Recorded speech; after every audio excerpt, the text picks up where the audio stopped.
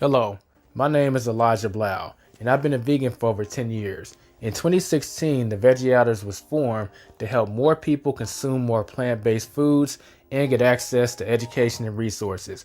We've since evolved into reviewing the restaurants that we pay a visit, based on the price, the atmosphere, customer service, and the food. We don't forget to have some fun in the process though. Join us in yet another review where we go to a restaurant and give the food a try. On a scale of 1 to 10, I give the food a 10 because to me, portions weigh more than taste. I definitely love the texture of the patty. I would give the overall score of 8. Y'all smile for the camera? Just a little smile? All right.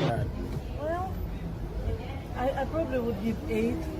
As far as the experience with the food, I would give it a 10. To be honest with you, because it's my first time really getting into vegan, and everybody's giving it that vegan this, vegan that. But if you don't try it, how you rate something? And I've tried it. It's, like I said, I think it's better than most non-vegan foods. I'm gonna give it a solid 8. It was very good.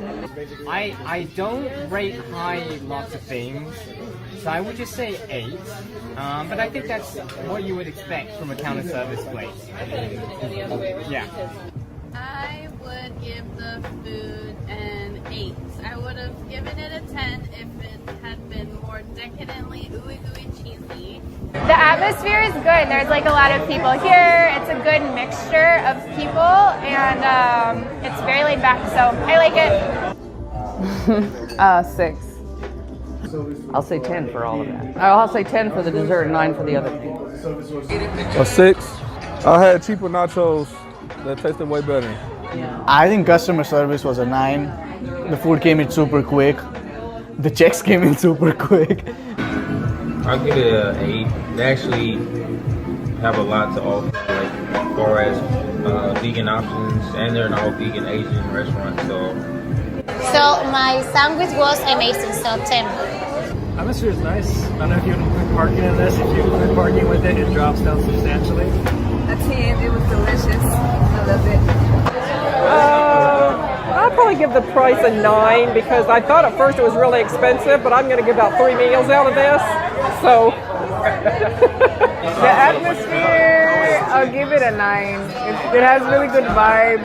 The ambience was good. And when you're around good people, you can't put a number on that, right? Right. All right, give it up. Okay. The food was, I ordered a stir fry, and it's pretty good. I would probably give it a 7 or 8. Atmosphere, I would say, 7 too, especially with the patio. All right, so atmosphere is really good. Food on a scale of 1 to 10, I would say 7. Service? There is no service. Yeah, so I think the food was really good. They include the free, they include the drink if you buy a meal. So honestly, that's pretty good. You can't get that in many places. So I would say 8. I would rate it probably like an 8 or 9.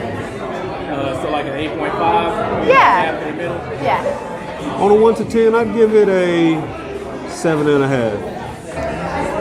I would say a 10. It was delicious. It had a little kick to it, spice. But value-wise, I would say this is like a 9. What do you get on a scale of 1 to 10? 10. Yeah, I really like the chickenless ranchero. It was really delicious. Yeah. And how did that stroke your taste buds? What would you give it on a scale of 1 to 10? Scale of 1 to 10, I'll give it a 10.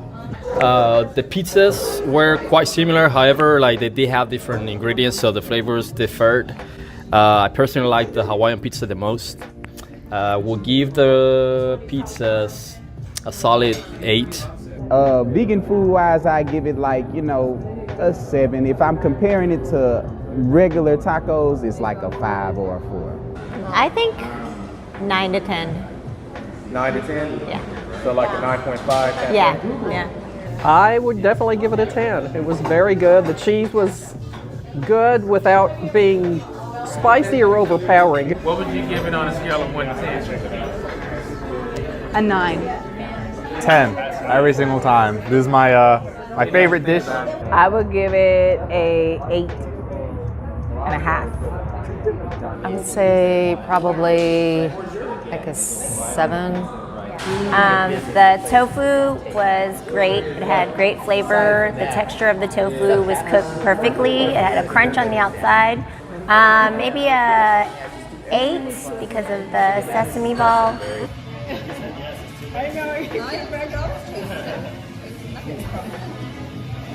Pretty tasty? I would give it like 7.5. My opinion is that like the baked chicken and cheese, they don't go together. I'd give it a 10. I'd give it a 10. I like it here. It's really good.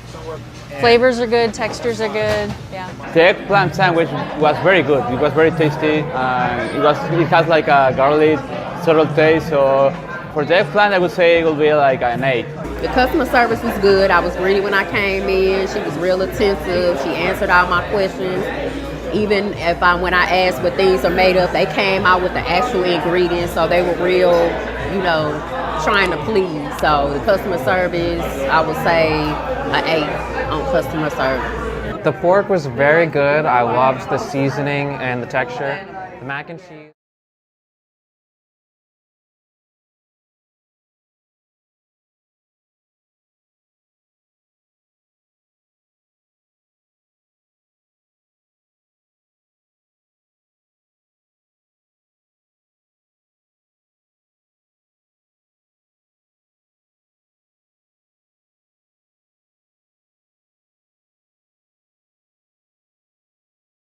Sup Veggie Outers, Elijah here. But I wanted to make a video about overall where the Veggie Outers is at, where it came from, and what the Veggie Outers is. I'm making this video because we have a lot of people coming from Meetup, and they've seen the more recent iterations of the Veggie Outers, but even still, there's been people here since the beginning. There's been people here that came kind of like in the middle. Then people that came out, say, post Meetup. So we got like 3 eras of the Veggie Outers, if you will. I would just say that the first one is the Veggie Outers starting, second one is Veggie Outers expansion, and the third one is I'll call the Meetup era, where we decided to get on the Meetup app. I never had the huge interest in getting on the Meetup app, but my friend David kept saying you should get on there, you should get on there. And after the pandemic, since things were slow, his advice kind of finally sunk in and I got on there. And that's awesome because it's allowed me and other Veggie Outers to meet a lot of awesome people and expand the group. But just doing that alone would be boring. So we're actually going to spice it up. During these 3 eras, there's a particular person that has shown a lot of support for the Veggie Outers, whether it be behind the scenes or in more direct ways. So I'm going to be highlighting the MVP of each era as I see it. And just so someone doesn't win like all 3 eras, if one person's selected as the MVP of one era, then they can't be selected as the MVP for another era. Now I'm going to be flashing pictures up on the screen, so you might be able to kind of tell who's going to be the MVP if you're paying attention. So now that we've covered that, let's start with the Veggie Outers starting. So the Veggie Outers actually was an idea that I came up with back when I used to work full-time, full/part-time at Amazon. Everyone knew that I was a vegan, but I was always a very hard worker, and this is manual labor type work. A lot of people had this fallacy that like vegans are supposed to be like weak and non-athletic. Now I completely disproved that stereotype. In fact, I was consistently one of the top fastest scanners on the production line. So this led to every time I would have my lunch, which was a little eccentric because I prepared my own food, people would be interrogating me like, yo, Elijah, what is that?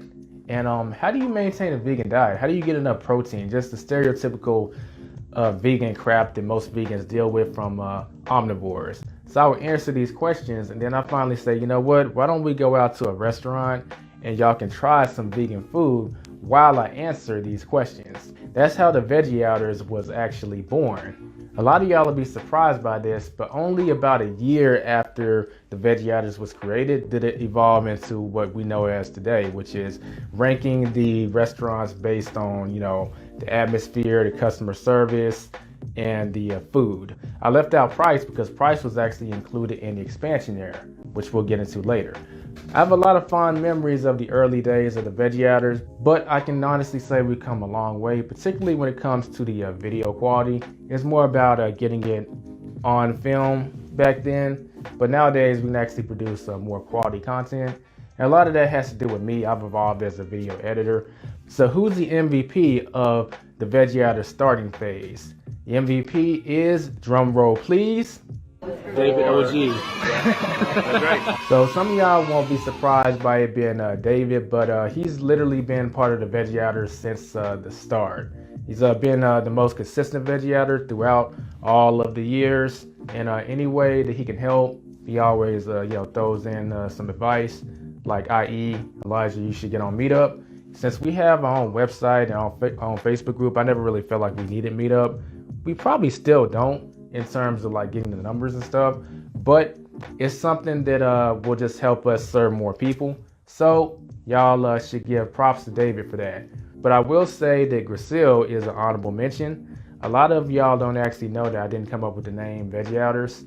I was trying my best to come up with a name, and I came up with the concept and evolved it into what it is today, but I couldn't come up with a name. I remember it was right outside the restrooms in Amazon, and I was just really trying to think of a name, and I was talking to Gracil, like, I just can't come up with a name for this. She said, why don't you call it the Veggie Outers? I was like, oh man, that's some baller stuff. Yeah, we gonna roll with that. So we gotta give props to Gracil for coming up with the name. And if you're watching Gracil, I'll always love you for that.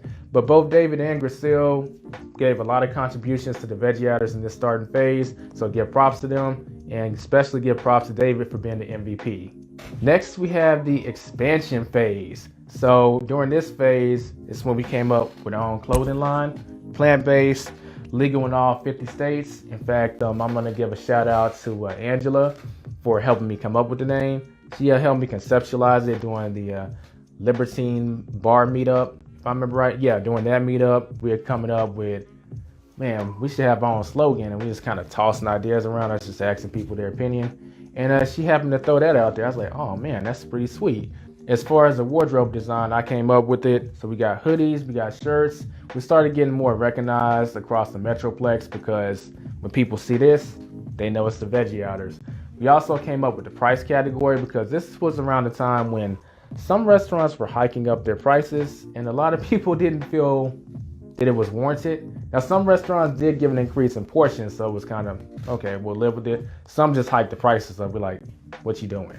So we came up with the price category to kind of give more feedback, so that if they're going to keep the prices high, at least increase the portions. It was also during this time that we came up with the current website of the Veggie Outers. Now, the Veggie Outers has had a website since the third meetup, but it was very different from what we see today. It used to be more like a news bulletin, kind of boring. The website we have today paints some more, let's go out, have a night on the town, have some fun, and eat some great food while we're at it. So the current website popped up during this era, and a lot of new ideas that you see implemented right now came from the expansion era. But Elijah, who's the MVP? The MVP of the expansion era is Travis, also known as Trish. But I would say that he is the most supportive member of the Veggie Outers that kind of works behind the scenes. Like, we talk a lot outside of meetups, and he would throw ideas at me, and then I would think like, how could I implement that, like a version of that, into the Veggie Outers? Then we would come up with something, and bam, it would change. Perfect example of this is Travis is the one that kind of gave me the idea to maybe start doing giveaways. So during some meetups, we have a giveaway for something. Now we've actually started to do that at every meetup now. But back then it was just every now and then we would do some kind of a giveaway. And that was Travis that inspired me to start doing that. That's a good example of like him contributing behind the scenes, because he didn't say that at a meetup. We just happened to be on the phone one day. So the MVP of the expansion era goes to Travis. And finally, we have the meetup era. Now, even though we just got on meetup last year of 2022, I'm going to include 2021 in here to some degree, because that's when everything was slow because of the pandemic. And this is when David's advice about getting on a meetup was starting to sink in, because it's like, well, okay, we got to use like all the conduits we have possible to get back to where we used to be, which is around 25 to 30 people per meetup. We actually still haven't got back to that yet, but we're approaching it. but the meetup era. So this was the year fresh off the pandemic. I decided, hey, I'm gonna have a poll and ask people if they want to have a meetup at Casa del Vegano and start the Veggie Outers up again. And the poll didn't have a single no. Everyone wanted to do it. People were suffering from mad cabin fever. So yeah, in fact, we were the first vegan group to have a meetup post-pandemic. And then afterwards, people start coming up like, hey, y'all want to have a meetup at such and such? And it would literally happen a few days after we put the news out that we're going to be having a meetup at Casa del Vegano. So we were the trailblazers of plant-based events coming back in the Metroplex in the DFW. So yeah, we're going to take credit for that. So 2021, it was kind of slow. In fact, all meetups everywhere were slow to a small degree, but it gradually started picking up momentum. Then by the time we actually did get on meetup at the very beginning of 2022, it kind of saw a resurgence or explosion. And I'm not just talking about the Veggie Outers. I just mean like plant-based stuff in the Metroplex in general. Like you had Project Polio that opened up. You had that restaurant Belize that opened up, the bougie uptown restaurant with the high prices, but pretty decent food. But I digress on that one. Like I said before, a lot of people that came over from Meetup found out about the Veggie Outers. So that was definitely a good thing. We also started getting a little more creative about our reviews in terms of the video review and what type of visual effects we started using. So I know the question is coming. Who is the MVP of the Meetup era? MVP of the Meetup era is easily Gal. She's been very consistent ever since the pandemic ended and we started having meetups again. I mean, literally, there's only been like 1 or 2 meetups she hasn't been at. She's been that consistent variable there's always been in meetups. In fact, this is based on a true story. A lot of meetup people who just came recently don't know about this, but during 2021, I was really debating on if I was gonna even continue doing the Veggie Outers because there are things in my personal career that was taking off and demanding my attention. So I had to really think about that. I want to keep doing this. So I kind of put it out there. They're like, hey, y'all, I need y'all's help if we're going to do this. Like when I have an event, can y'all share it? And every time we had an event, I didn't even have to ask her. She would just share the Veggie Outers event. She told her sister about it and she started coming to the events. I mean, she really helped get the word out in addition to just being so consistent when it came to showing up to meetups. So Gal, you're the MVP of the meetup era. Definitely appreciate all the support that you've given the Veggie Outers.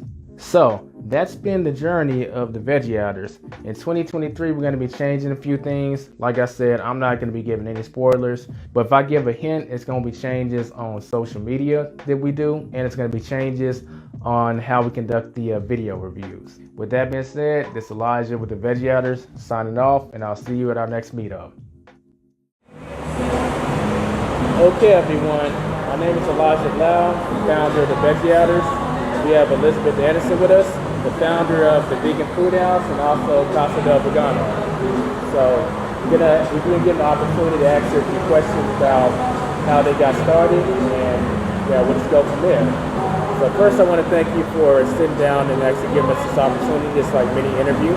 Thank you. Thank you for having me, Elijah. Yeah, most definitely. So I got to ask you, when it comes to Casa del Vegano and Vegan Food House, you have a lot of entrepreneurs don't have this Metroplex. You have 2 restaurants. Right. Most people can barely afford they can't even run one. So what's your secret? Like how did the Vegan Food House and Casa del Vegano start? Well, Vegan Food House started, I guess, I was in business with my sister, Angie. We were at the Munchies together, and then I left there and opened the Vegan Food House. Really and truly, it started with this $5,000 investment from my husband, and what I was able to do at the Munchies and get a following there, did the Veggie State Fair, and I was pretty successful there and had the following and the buzz going, and I was able to take what I had and with a little bit of more, money, not very much. we like opened with the bare minimum investment we could come up with, and then that's where that came from. Thankfully, I had a large social media following at the time, so I was able to just be successful. I don't know what happened, actually. I'm just so thankful, And then with Casa, we opened this during the pandemic. The landlord offered us a really good deal. Almost, at the time, it was like, this is something we wanted. We wanted a Tex-Mex concept. Right. And so I was scared about, the timing, but we did it and it works, Casa's not as busy as Vegan Food House, but, it's still loved by those who come. There's like a faithful following here at Casa del Vegano. And I don't know what happened. I just got lucky, I guess, You mentioned you had a big social media following. Yeah. That could have a big part to do with it. Well, yes. Vegan Food House, Casa was really hard to build. It's been a slow, steady grind here. Yeah. Well, I definitely know for the Vegan Food House, I'm in a lot of like plant-based and vegan groups. And really, from the moment it got on the map, people couldn't shut up about it. Yeah. I see people posting pictures in Facebook groups, not just Facebook groups, but also on their personal profiles. Yeah. So I think that really helped to get the word out. Yes, for sure. Because they post about it, then all their friend lists of 1,000 people see it. Before you know it, they find themselves there trying the vegan food, and like they can't tell the difference. Mm-hmm. They can't even tell that it's vegan. Yeah. So yeah, I think the social media had a big part of that. Oh yes, most definitely. I always say I built this business on social media. Really, any advertising I did pay for was ads through social media. So it was during a time where I think there wasn't the algorithm. It was just hashtags and getting in front of people's faces, and it was just a good time for us to be able to get started. It really was. Right. That's a good tie-in into this question. What inspired you to start a restaurant in the first place? Well, I was a stay-at-home mom where I was like learning and honing my cooking skills, and I needed to do something. I needed to, do something myself that I knew I could do. I'd been out of the workforce for so long, and I wanted some financial independence, and so this is where it came from. Okay. Yeah. That's an interesting origin story. From there, that started with helping out with the Munchies, then the Vegan Food House, and then Casa del Vegano on top of that. Yeah. I'm lucky. I got the best staff in the world. We have a really great relationship. A lot of us have been together from day one, from Vegan Food House, day one over here. A couple of the same people, and they run this place for me. They really do, because I'm always stuck at Vegan Food House in the kitchen over there. I got out for a while to kind of build this up, and then things happened where I needed to get back over there. So I'm just blessed, really and truly. One thing I can say about Casa and the Vegan Food House, I see the same people, and I've been going to both for years. Yeah. That says a lot. Yeah. Usually the restaurant has a rotating staff every 6 to 12 months. Yeah, no. We've always paid living wages from the moment we opened, and we are trying our best to keep up with inflation as best as we can. A lot of our employees only have one job, and this is it. And so, ups and downs, we work through it. We're not the best, but we got each other. I don't know. We have each other's back. It just works, Right. Okay. So, in both Casa del Vegano and the Vegan Food House, what would you say is the most popular dish from each restaurant? Right now, Vegan Food House is the pressed pepper steak that we make with Beyond Meat with the 4 sides. Our most popular dish right now. And then next would be like our Southern Dinner Catch. which is the fish fried oyster mushrooms. And then the plates are really big for us right now. And then here is always going to be the chimichanga. People That's love my that personal huge favorite. chimi, yeah. So this next question is kind of interesting, but what do you feel at both restaurants is the most underrated item on the menu? Like, you think like maybe this item deserves more shine because it's awesome, but people might be overlooking it. So here at Casa, it is the casamiento. It is so good. The coconut rice with the beans, plantains, the scallop or the king oyster scallops, the kale, the avocado.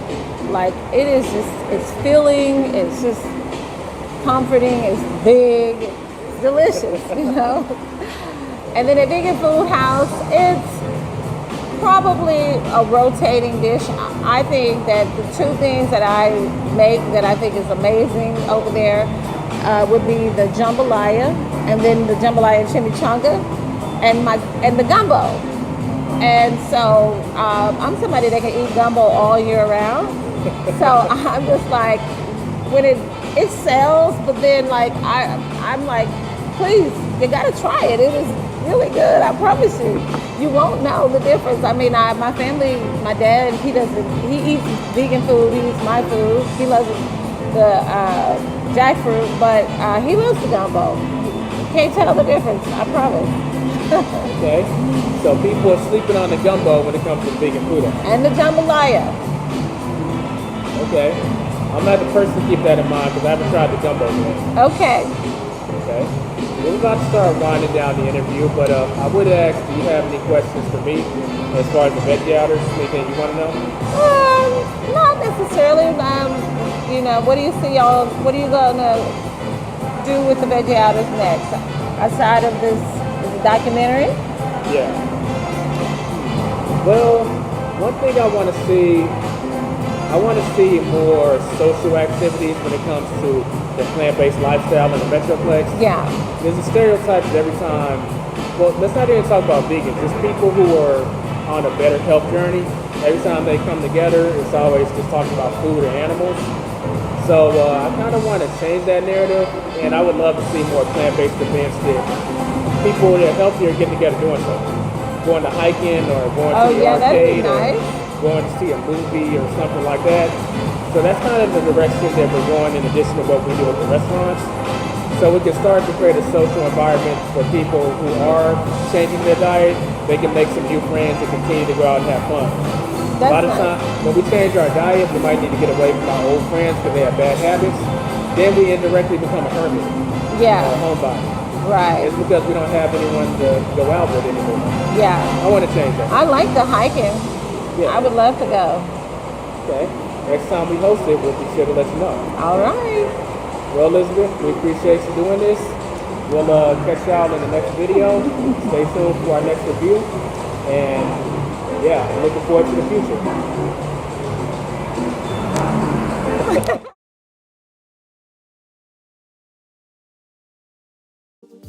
Is your fear of personal finance holding you back from going after what you want? What if I told you there was a way to get rid of your insecurities?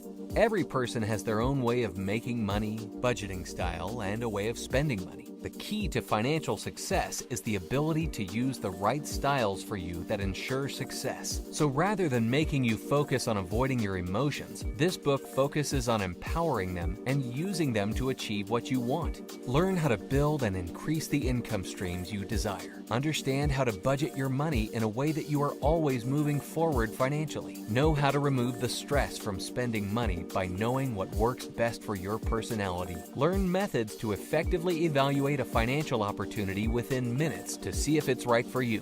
The Anatomy of Financial Success, the key to building financial confidence and destroying insecurities about money. Buy now. Available in ebook, audiobook, and paperback.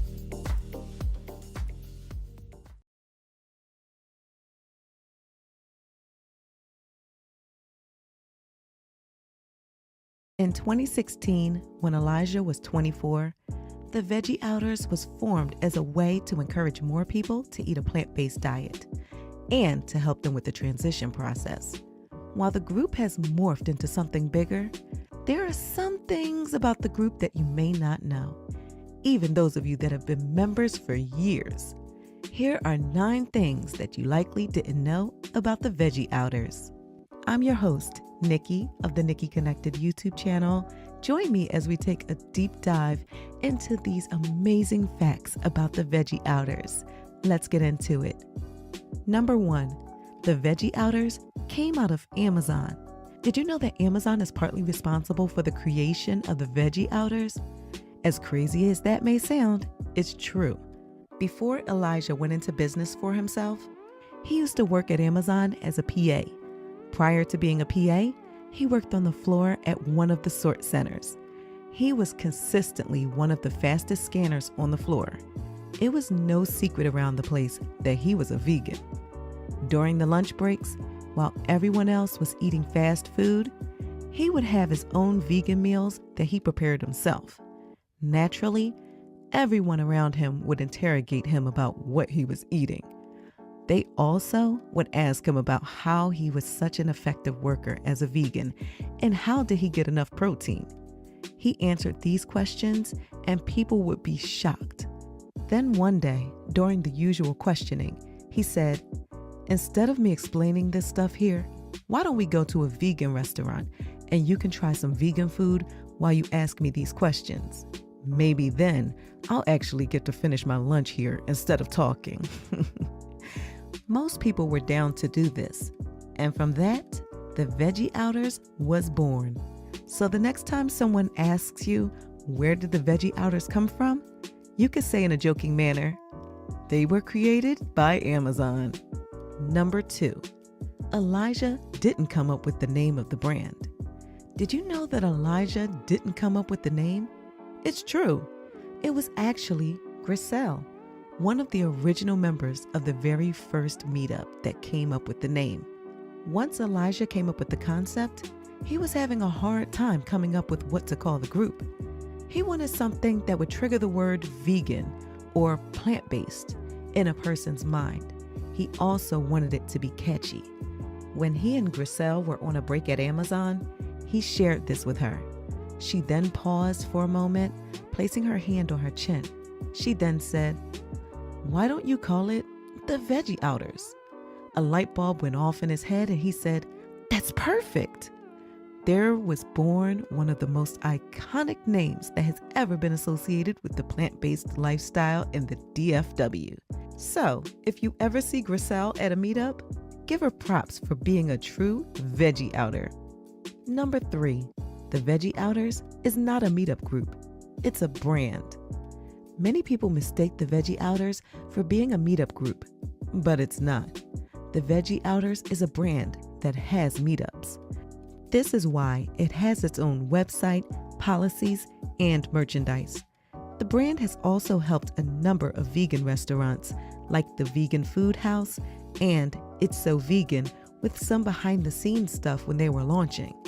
They are also available to support any vegan restaurants that need help with certain things in order to launch or stay in the business. This is why it's structured the way it is in terms of the attendance policy, while other meetup vegan groups aren't conducted the same way. The brand's relationship to vegan restaurants is important for multiple reasons. Number 4, the current group was born out of an entrepreneurial explosion. The Veggie Outers originally just had a Facebook group with about 80 members when it first started, and it stayed that way for all of 2016. The meetup numbers ranged from 5 to 12 people per meetup.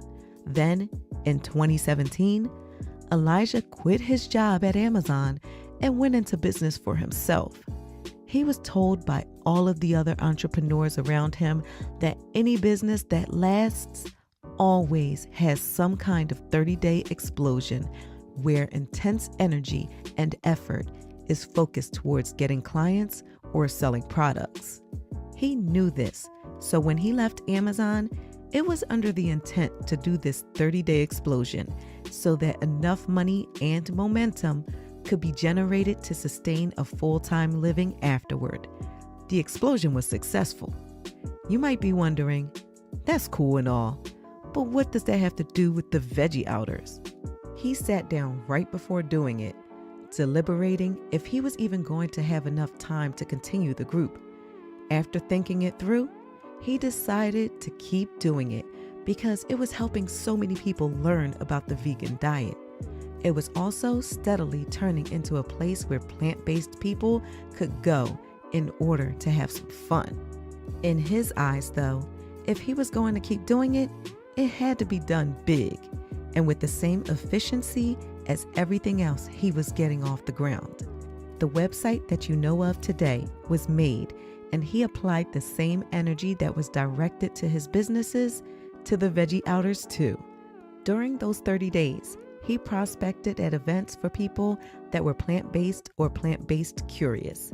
The Facebook group then grew by 100 people, and the meetups started looking like what they look like today, with the smaller meetups being around 11 people and the bigger ones having around 22 people.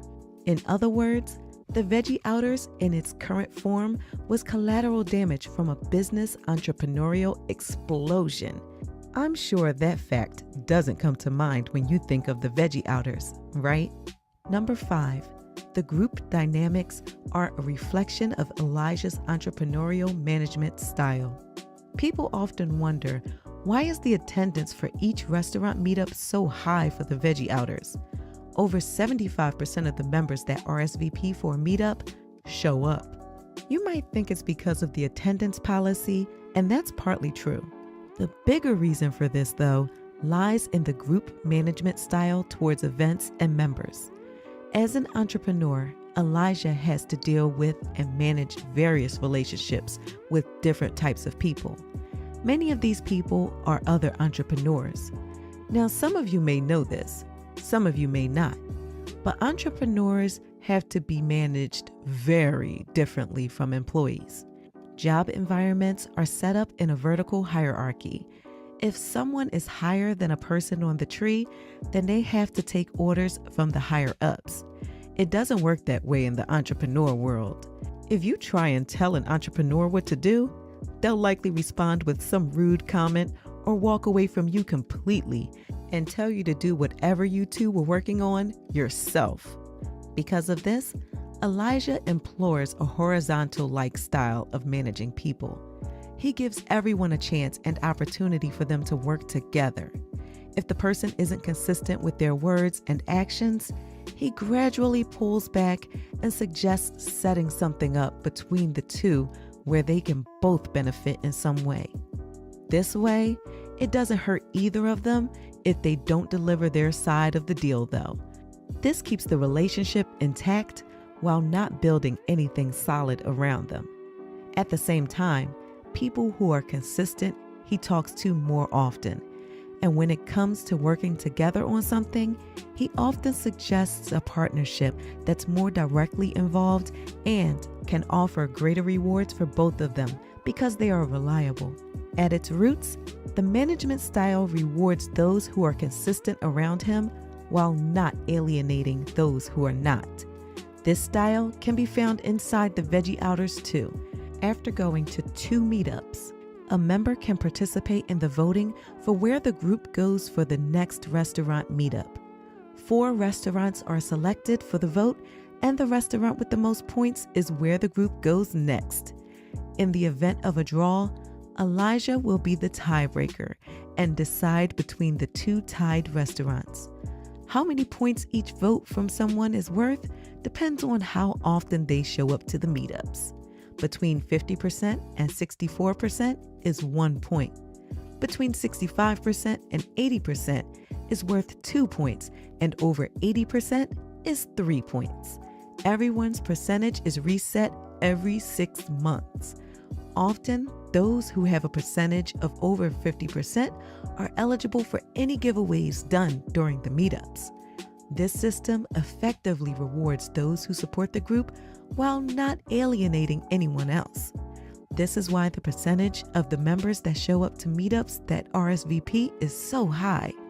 They have investment in where we go for that meetup and where we will go in the future. this, like many other things in the brand, had an entrepreneurial influence. Number 6, giveaways were not always a thing. Many things have been given away at Veggie Outer meetups, from vegan recipe books to full-on kitchen equipment that can be used to help make vegan meals. What would you think if I told you that giveaways were not always a thing? Originally, there were no giveaways at the restaurant meetups. Not because of not wanting to do it, but simply because no one ever thought of it. We actually have Travis to thank for the idea. In 2019, one day when he was talking to Elijah on the phone, he mentioned that maybe having a giveaway for the upcoming meetup at the new upcoming restaurant, It's So Vegan, could be fun and engaging. Elijah thought about it and agreed. Daniel won the movie Forks Over Knives, and from that point on, giveaways were a thing. So next time you see Travis, consider giving him a thanks for suggesting the giveaways, especially if you've won one. Number 7, the slogan was conceived over a few drinks. Plant-based, legal in all 50 states. You likely know that's the slogan for the brand, but you may not know how it was conceived. At the Libertine Bar meetup, Elijah shared with everyone there that he saw that the group was turning into the brand that we know of today, and that he was looking to have t-shirts made for the group, but was at a loss for what to put on them. He knew that plant-based had to be on them, as the vegan movement in the Metroplex was really starting to take off. After having a few drinks, the VO member Angela said, "It should be something that's funny but ironic." Elijah said, "Right, and it should play off of people's hesitancy to change their diet even though they know they should for their health." She then said, "Plant-based, legal in all 50 states." Elijah then replied, "I think we have a winner." He then came up with the visual concept for the merch, that being a sun rising at the top of the shirt and below it having plants. This shows both that being plant-based is on the rise and that it's the future. It's funny to think that all of this came after having a few drinks at the bar. Or is it? Number 8, the brand almost ended in 2021. This should come as no surprise. This was the year following the one that most of us would prefer to forget happened. That year being 2020. Just mentioning that year gives me PTSD from all the cabin fever we all experienced. As you can imagine, the meetups stopped then. As things started to come back up and people started going out again, things were also starting to take off career-wise for Elijah. So much so that he wasn't sure if he would have the time to start the Veggie Outers back up. On top of this, even though places were opening back up, many people were still hesitant about going outside. He decided to have a vote inside the group on if they wanted to start back up and have a meetup. The options were yes, they would, or no, it's too soon. There wasn't a single response for the no option. That alone said that people were ready for the Veggie Outers to return. The meetup at Casa del Vegano happened, and the numbers at the meetups gradually started to get back to where they were pre-pandemic. There was still one issue though.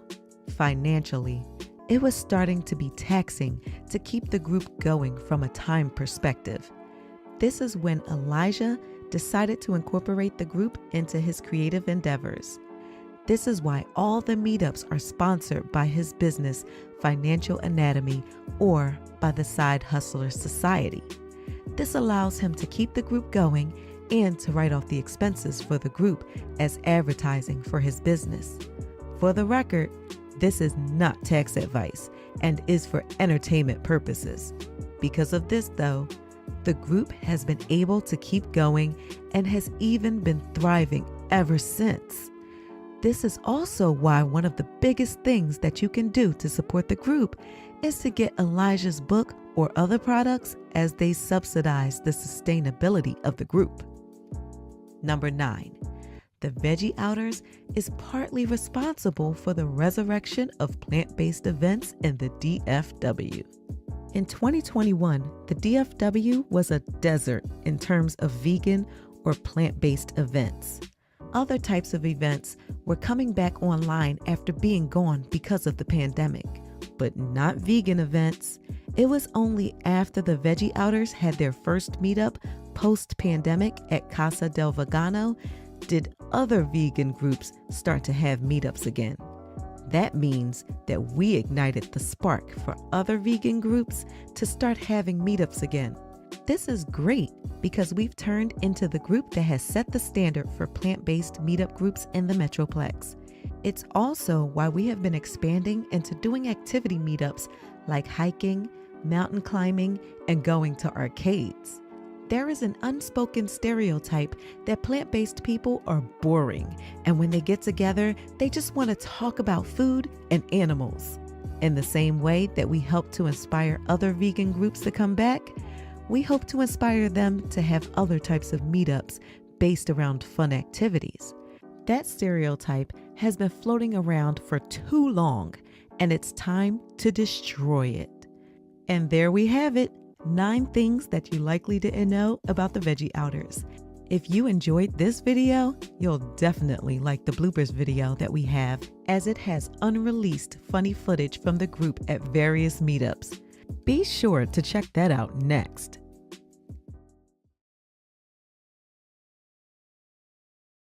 No, my name is Elijah Blau, the founder of the Veggie Outers, and we have Otis Ross with us, the owner of the iconic Eatery and ice cream bar.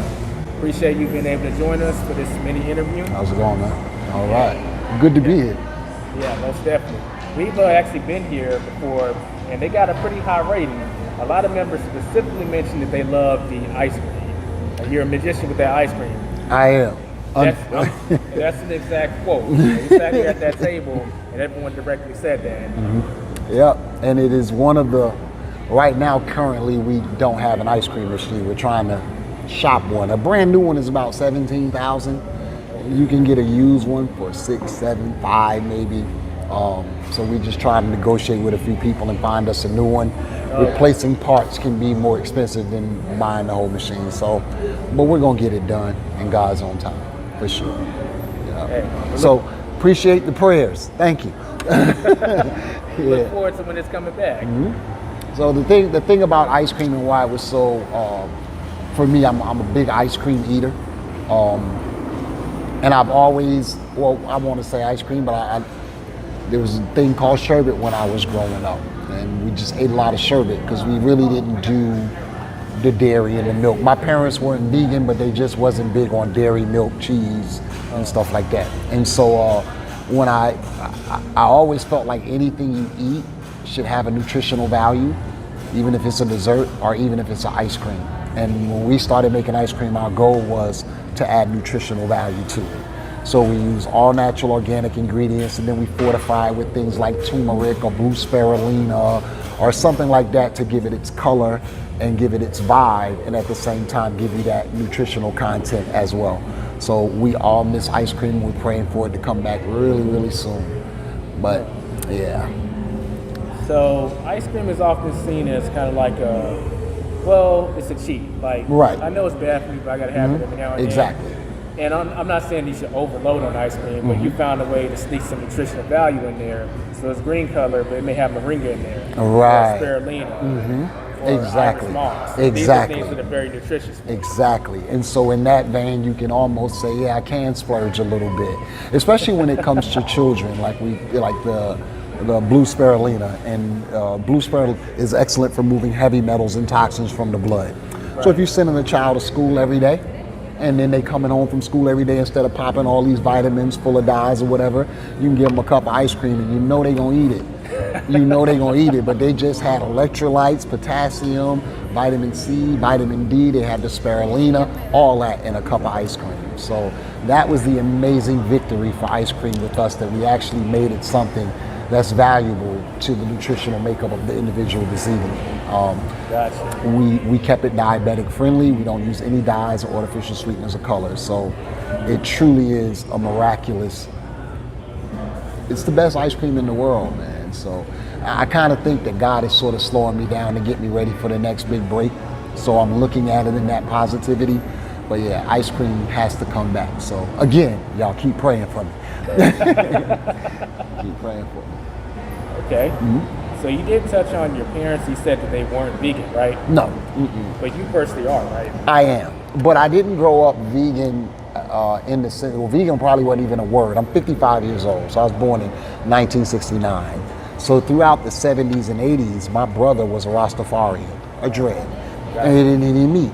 And so it wasn't, I didn't miss what I never had. Like, I don't know what bacon tastes like, a pork chop or any of that stuff like that, because we just never ate it. We were really into stews, and whether it was pumpkin stew or whether it was beans, peas as we like to call them. But we just ate a lot of that and not a lot of meat. So now when you get to this stage, 2024, if I had the middle name of choice, my middle name would be Unity. I just don't believe in things that divide people.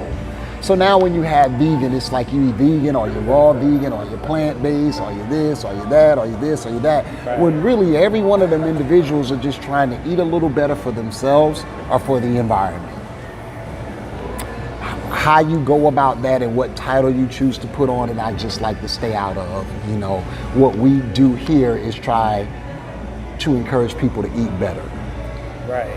For your personal health, number one, because if you ain't here, you can't save the environment, no way.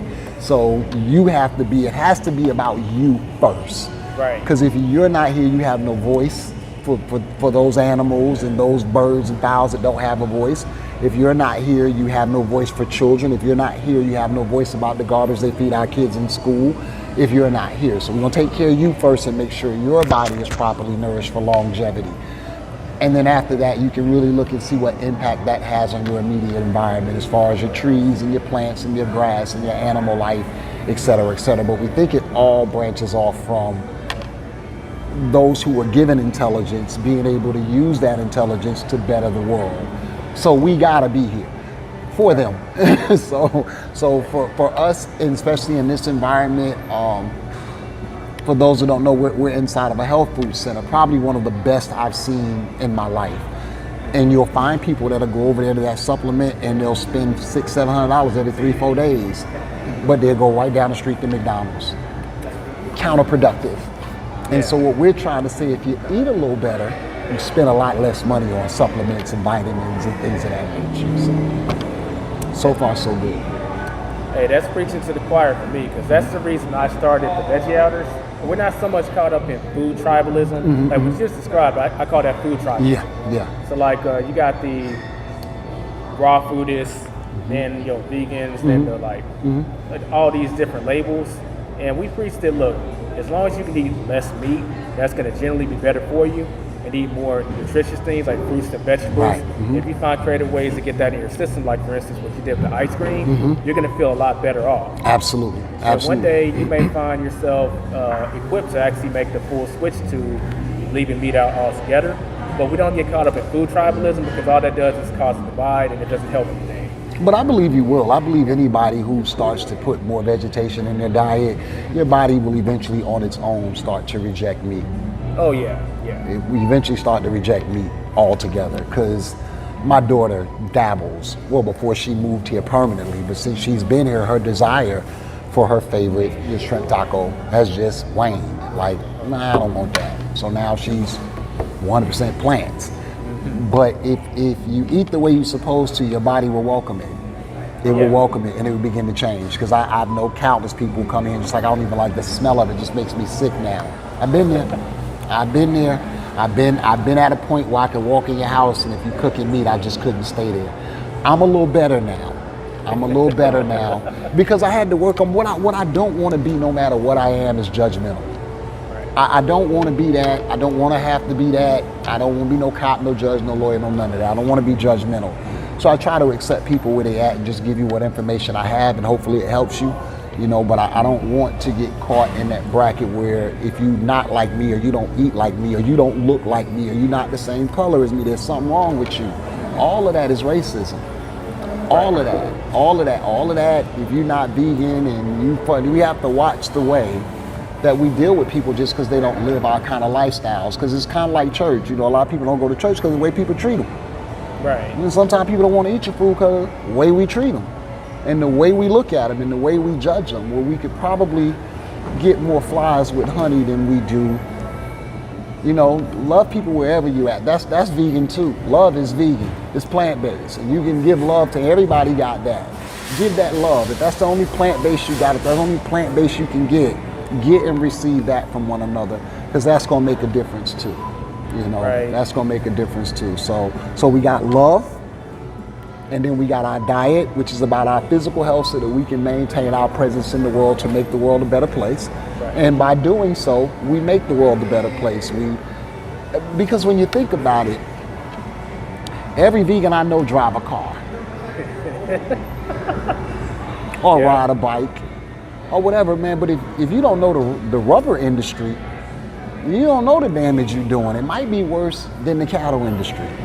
It might be. I'm gonna let you do your own individual research, but none of us have any room to be judging one another based off of diets and all that stuff like that. I just encourage all of you to eat better for yourselves, put a lot more plants in your diet, and eventually you'll find yourself, your body is just gonna naturally reject some things that you're not supposed to have organically anyway. Nicely put. When it comes to, be the change you want to see in the world, and as you clean yourself up, people are going to take notice. When they take notice, they're probably going to be genuinely curious. Hey, what are you doing? Like, you just told me you're 55, but you don't look 55. You look like 15 years younger. Thank you, man. You know what I'm saying? Your prayers are working already, y'all. Appreciate it. Yeah, so, but that's it. So we're here in Dallas, Oak Cliff. Oak Cliff is a historical black community. I'm not originally from Oak Cliff, but I'm originally from the historical black community, if that makes sense. So I feel really welcome here, and I think the interesting thing about this is all you're gonna find around here is McDonald's, Burger King, Popeyes, Sonic. The only healthy thing to eat within about a 10-mile radius of here, because Spiral Diner used to be down the street. Right. Once Spiral Diner closed, if you live in what we like to call the hood, there's really no place to go get healthy food. Even the grocery store is different. Like, I live up in Addison. My Kroger's is not like this Kroger's at all. At all. Y'all not eating the same food that we're eating where I live. God has been blessed to live in a little better neighborhood, but I will tell anybody, when you go shop for your food, don't hesitate to drive a few extra miles outside of your circle, because it's different. What they serve, the one thing I don't see in my neighborhood is a Walmart. We got Sprouts, we got Trader Joe's, we got all of those, no Walmarts. And you have to wonder about that. Wait a minute. Yeah, I stay in Uptown Dallas, so I can relate. Yeah, why do you don't? Like, all the health food stores are like, they're like a mile, 2 miles away from like Trader Joe's, Sprouts, Whole Foods. Yeah. And so that I mean, let that be a message to you. You probably can't even put that into words. But when you're in your community and you can't find something where other people can readily find in their community, that should tell you something. And it might tell you where you might need to shift to buying your groceries, or make some demands on your local grocer for better food. Because some of these stores you go into, and I really can't find anything I want to eat on none of the shelves. Right, and sometimes, like, let's say these grocery stores in that community, they'll try something, and it just stays on the shelf and expires, so they don't try it again. There you go. But the grocery store in another community, they try something, it's sold out. Before you know it, they have a whole vegan section. All of that. They keep getting sold out, so of course it's going to stay there. Absolutely, and that's true in any grocery. It's true here. You know, we do the same thing here. Some things sell, some things don't, and as they do or don't, we move them around and shift them to provide the best service for you. So that's why I say make them demands on your local grocers. Like, bro, why y'all don't get? And if enough of y'all do it, then they'll make those necessary changes. But if you're complacent, or if you just don't know and you think you're buying the same banana here that you bought here, and it ain't. It's a different quality of food. And so be mindful of where you shop for your food and groceries. and be mindful of your attitudes towards others because they don't eat or dress or look or appear to be you. And lead with love. And those are what I like to call my big threes in the vegan world. If we did that, I think we do ourselves a tremendous service in how we are perceived and accepted into the greater. And I mean, it's how you want to say it. If you're religious, you know, God ain't come for the saved folk. They already saved. You know what I'm saying? So this is not here for us. We already here. So in order for us to make a true impact, we have to reach all those people we so busy judging. You ain't gonna do that like that. You gotta lead with love and accept them right where they at, and then lead by example and let them follow you. But we can't do it by putting up these huge walls and thinking we're so much better than everybody else. Right. Because, yeah. That's actually a good tie-in into what inspired you to start the iconic Eatery. Well, actually, it was just ice cream for me. But when I came up here to do a pop-up with just the ice cream, I'm coming in the store, and it was just here, and they were serving. I think they were doing grass-fed beef, or like organic meat, salmon, wild-caught salmon, and stuff like that. But now you talking to a store that on the shelf is like almost 80% plant-based. Yeah. Most of the stuff in the store is plant-based. The supplements, pretty much plant-based. So in my mind, you were selling life on one end and death on the other. And I just felt like, let's find some food. I ain't no chef, but we can find somebody to cook. You know, lo and behold, I cook at home. I gotta eat. I didn't think I cooked good enough for nobody to buy nothing I'm making, but lo and behold. So it sort of kind of fell in the lap and became a perfect fit for the ANDS model. And their motto is the doctor of the future will no longer concern himself with how to heal you, but how to prevent you from getting sick in the first place. And that starts with a proper diet. So we just shift the whole thing, made the entire cafe vegan, and now it seems to all fit. You know, everybody coming in here, you know you're not coming in here to get no junk from either end. We ain't no Pepsis or Coca-Colas or Mountain Dews or none of that in here. Ain't no granulated sugar. We just don't carry those things. So, and in the kitchen, we try to follow that same suit. And as a backdrop to that, we do get a lot of fresh produce that we can also pass on to the customer as well. So you can almost guarantee that most of our produce is farm to market. Ain't no middleman. Nice. So I think that makes us a little different than most places. We do get produce and supplies from different vendors than what a normal restaurant or a normal vegan restaurant would get, simply because we have that underbelly of ANDS, who's been in this industry since 1984. And they've established some connections with some people, and they're big on ingredients. So, you know, if we say we need whatever we need, the ingredients is going to be some of the first things we talk about. Well, what's in it? I don't want to sell that. And that's how that works. So, like, for instance, we have a lot of people coming and they want chicken nuggets. And, you know, the healthiest version of chicken nuggets you got right now, unless you handcraft them, is Beyond, because it's soy-free, gluten-free, and GMO. However, if you read the ingredients, there's still a lot of crazy stuff in there. Like, that's still kind of... So we came up with a chicken tender out of chickpea. Absolutely amazing. But it is the cleanest version of a chickpea. It's got 6 ingredients. All of them you can pronounce. I was going to say that. You can pronounce all of them, all of them you can pronounce. They're all things that you probably went and bought off the shelf and took home and eat. You know, like I'm talking things like chickpea onion and garlic powder, like that type of stuff. It's not like monogluten, nothing. It's all very simple. It's all soy and gluten free, and it tastes absolutely delicious. So we're gonna start doing some samples of that and kind of trying to get people who otherwise would not even try vegan food. Right. Like, believe it or not, you know, to the carnivore, vegan has a very bad reputation. So I don't eat no vegan food. I gotta have meat. And you know, and I tell them all the time, I mean, if you gotta have meat, you just run out there in the backyard, get you a chicken, wring the neck, pluck it, stick it in the frying pan, fry it, and eat it. You're not gonna do it's that seasoning you like. Yeah. It's that ancestor lead that you like, and I guarantee you, I can season this mushroom better than you season that chicken. Yeah, because ultimately you're using plants to get something to taste like a plant, essentially. Exactly. That's So what if you you're take, doing. if you take away the plants and just eat the meat raw, You're not gonna want that. Like on the show Naked and Afraid or something. You're not gonna want that. Yeah. You're not gonna want that. You're gonna have to put some plants on it for you to eat it. One way or the other. You know what I'm saying? And if you don't put them plants on there, so if you put them plants on anything, it tastes like that. You know, if you play with a bowl of wet flour long enough and put enough seasoning in it, enough plants in it, you can make something worth eating. And that's kind of where we go with that. Because, you know, now the thing is, why vegans always naming stuff after meat? You wouldn't understand it if we didn't. It's not for us. It's not for us. It's for you. It's for you to know, right? It's for you to understand the concept of what you're eating. You're eating something that takes the place of chicken.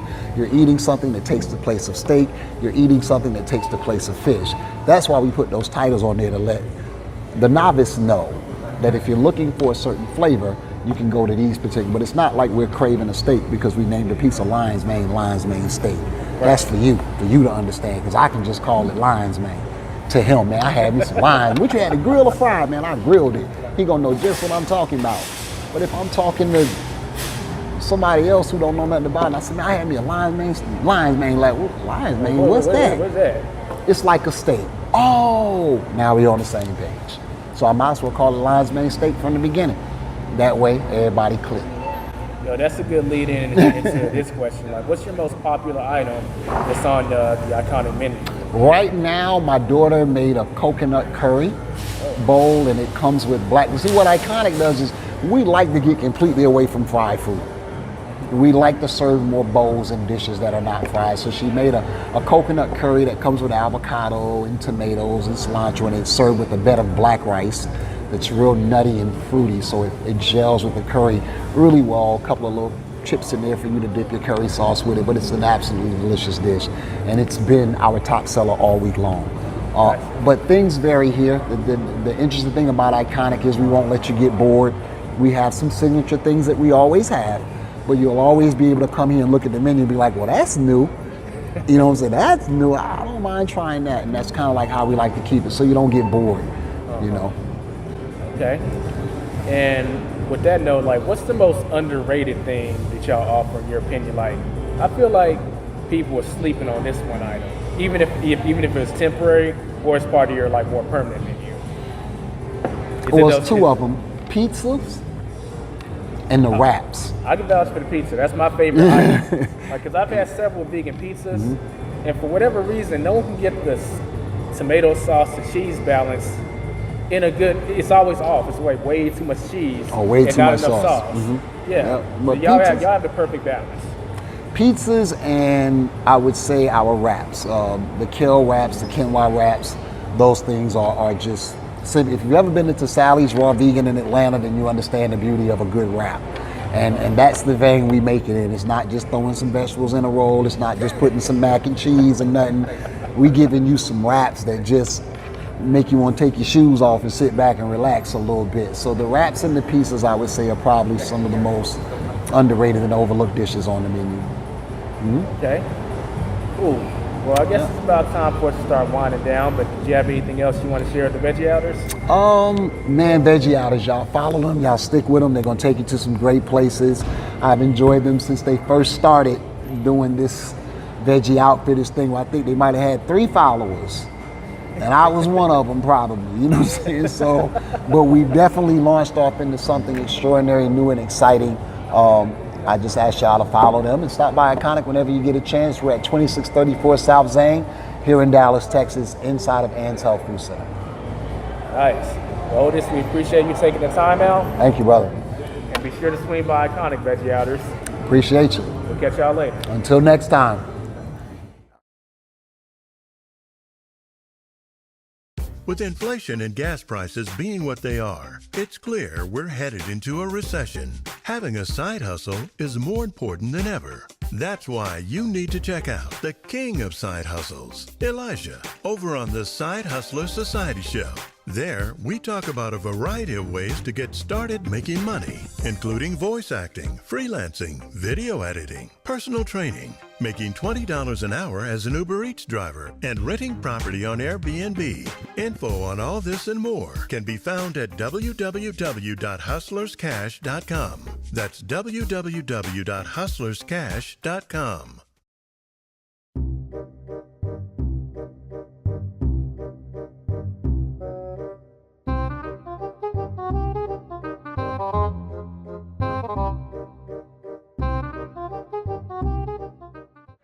Sophia, were you serious, or do you want to? I'm fine. Okay, hold on. No, you can turn it this way. Hi, everybody. Okay. So I'm super surprised this meal, this dish number 19 is super delicious. I recommend to give it like a 9.5. So. I will admit, I was taking a look at her plate, and hers was the first to get empty. Hey, I said it was good, right? Yeah, that's true. Oh. What's up, Rick? I know you watching, man. Lazy. All right, we'll do this subtly, but what would y'all rate the overall the service? We'll go around the table. We'll start with Gary. Okay, that's the word. I would say 7 out of 10. Alrighty, Mom, you're up. Not right now. He asked me a question. What is it made You heard what I said, right? Evan, what did you think of your? What are our categories? Food. I would say food was a 10. It was quick, so that's a win. I would give the food an 8. I got the curry rice. I didn't really taste the curry, but it's still good. I would say a 10 across. Actually eating anything vegetarian. I think it was great, you know. You got it like hamburgers and hot dogs, pizza. It was a great alternative, you know. What's up, y'all? It's Elijah here with the Veggie Outers, and we're at the Veggie Hangout in the park. As you see behind me, oh, she gonna spray me while I'm on live stream. I'm gonna get you a 1 year later. What about you? Are we all on camera? I liked it. I think I thought my food was good. I had the vegan hot dogs. It's tasty. It was good. It was the first time that I tried is it the substitute chicken? I don't know what's the proper word for it. What had to have been either tofu or seitan? It's seitan.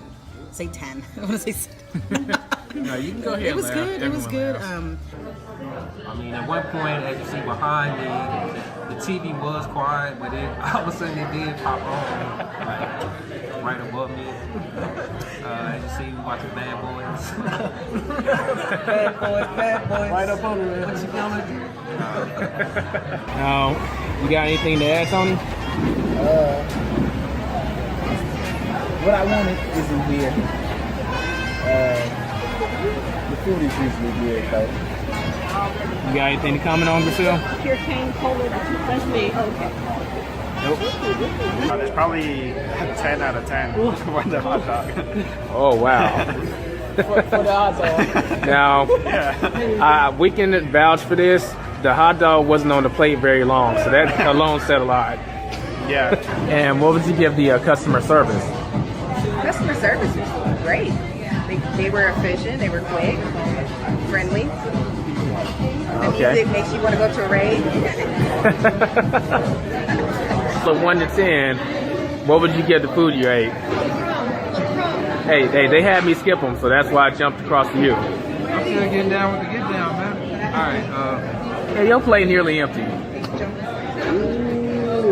Man, my taste buds have been blown away. You know, when I started out, I had one number in mind, but after, like, I don't think it's on my last final plate before she took it away. I only had maybe like three chips left, so. All right. Let's go on to atmosphere next. Atmosphere. And let's forget about the idiot speeding by on the street next. Okay, and then customer service, I would give a 6 because Elijah's water's not filled. It's been I think he sat down and like had almost all his water like right away, and then it hasn't been filled since, if I'm not mistaken. But and then also I never got my knife. I wanted to try and get my pop socket off, and he forgot my knife. Oh. But I guess that would. He didn't know what I was gonna use it for. I asked for a knife and I didn't get one, but yeah, so 6 for that. Well, she must have been hungry. She's been into it pretty hard. I attacked that film. Atmosphere. Oh, I'd give it maybe a 9. Yeah. Just in time. And then there's this. Shoot, we can throw that in there if you want. Like, shoot, we can get like your impression of that. Okay, well let's see. Right on cue, huh? Yeah. Let's see if this raises the food score. Right. Interesting. It's a pretty thick consistency here in the cheesecake. It's very good. I'll keep it at a 9. Okay. I've had a lot worse. It's very good, and the presentation you can see is very nice. Yeah. All right, gal. Okay, I gotta stop eating my cheesecake now. Oh, she got one too? Oh, I did. Oh, okay. You didn't get my first impression, but it's comparable. Like, I gave her a taste, and you can't tell this is vegan. You just can't tell this is vegan. If you gave this to anybody, they'd never know. So my sister's a cheesecake fanatic. If I gave that to her, she can tell it's vegan. I don't think she can. I don't think she'd be able to tell. As far as the price, I'm gonna give it a 10, unless basically swipe my card that doesn't decline. Because I don't even know how much my stuff was. I just put it back on Elijah here, so open my card. So if it swipes and approves, say it's a 10, okay? Or we actually had someone that just couldn't find the restaurant.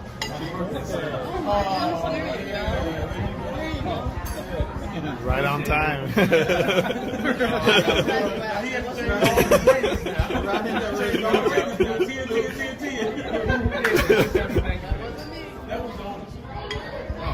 I had to found that somebody told in the middle of this. I guess I can blow this out real quick. They're watching as we do this presentation. I'm gonna try the cookie next time. Why we can't get one? Here's to joining the 30s club. Okay, so I haven't decided if I'm gonna keep that in here. But yeah, so atmosphere is there. And customer service, he gets a 10. I mean, just straight up. Very attentive. And I know y'all gonna think I have a bias because of this. That's not the case. He truly deserves a 10, in my opinion. So with that being said, that concludes the release review for the Veggie Outers. Y'all see I got business to take care of, so I gotta address this. But stay tuned for our next meetup. Guess next time. Well, now you gotta do a first bite. All right, that's fair enough. That's gonna be the director's cut. I'm gonna get that cookie next week. I need to know. We should all have cookies, you know.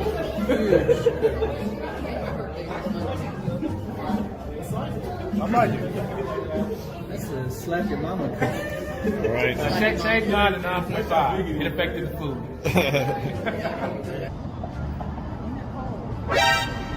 Oh, that's not cool. I'm gonna bite them.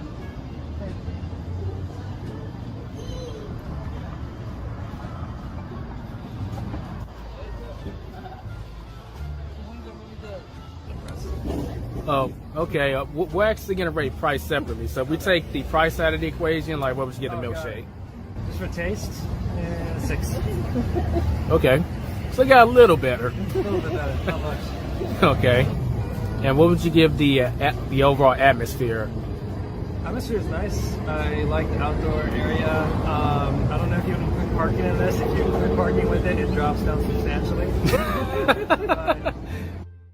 Okay. And how about that atmosphere? Purple parking. Everyone is mentioning the parking, so that's something to think about. You know, like she said, the red and white. It's nice. I'll give it a 9. Okay, Travis. What would you rate your food on a scale of 1 to 10? Well, I originally ordered the deluxe. That was amazing. I would give that alone a 10, but then I decided to order some mac and cheese. I'm going to give them a 5 for effort. but I wasn't delighted with the mac and cheese as I was the sandwich. So, man, what would we give the food on a scale of 1 to 10? This one, well, this is the only thing I've ever got here because I love it, so I give it a 10. Biased, but it's worse. Yes. You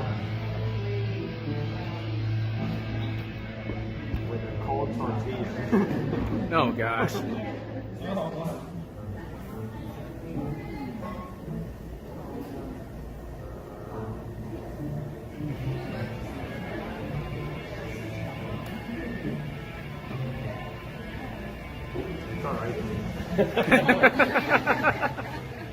Okay.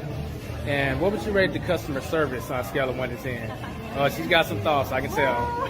It's just different because it's not a restaurant where they come and serve you. So really, they just take your order at the counter and bring it out when it's ready. So, it's just a different kind of vibe in that respect. So you just have to know coming in that that's what it's, But they're always super helpful and, really friendly. So, G, what would you give the food on a scale of 1 to 10? I would give it like 7.5. Okay. My opinion is that like the fake chicken and cheese, they don't go together. Okay. Like, chicken and cheese, they don't really go together, and the fries, they need a little more like flavor. They definitely did a really good job of decorating the place. Like it has a consistent theme. Like when you come in here, you definitely feel like tropical vibe. I don't know if the heat is supposed to add to that tropical vibe. If it's going to be mentioned, this will be the place. So there's basically no AC in here, so it feels like they're eating outside. Atmosphere, I'm going to be honest. I got to give y'all some brutal honesty here. It is hot as hell in here. It's been hot. Oh no! It's actually hot in here. Yeah. So I don't know what's going on with the AC, and there's no like fans at all.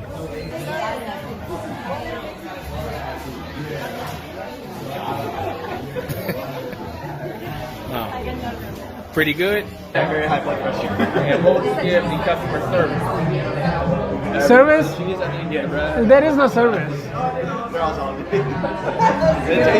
so if you had to put a number value on it, what would it be? 2. Wow. Is it more brutal than his wife? Okay. On a scale of 1 to 10, I'll give them a 7 because they took away my drink. But they didn't know I was sitting on that table, so they gave me a replacement. Okay. Customer service is a bit tricky. I couldn't decide. Okay, I'm going to ask that just like if we're in court, you've heard some things that can influence your opinion. If you could just pretend like those didn't happen, don't let it influence.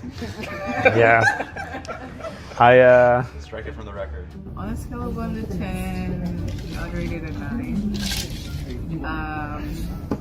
I think I got the vegetable curry. I thought I was getting vegetable curry rice, but I got the vegetable curry. That's what's left. No, it was really good. Well, actually, the only thing was like I asked for a spice level 3, but it wasn't like spicy at all. So I don't know if they messed it up or something. But I wish it was kind of spicier. Based on what Trisha said, it sounds like not. Because she had a higher spice level and had the same complaint. Oh, okay. Okay. I should bring my own hot sauce next time. Peter, you're 1. Daisy, you're 2. Neil, you're 3. Donna, you're 4. 5. All right. Noah, you're 6. Then you're 7. What about, is we're not counting? He doesn't want to be counted in most cases. Do you want to be counted in this one too? Oh, no, I'm good. If you won't let me include him. Okay. So I'm going to type, I'm going to click it. 3. Who's 3?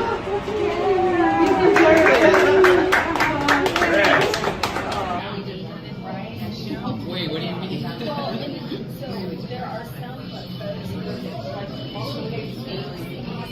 It must be either good or bad. Like which one?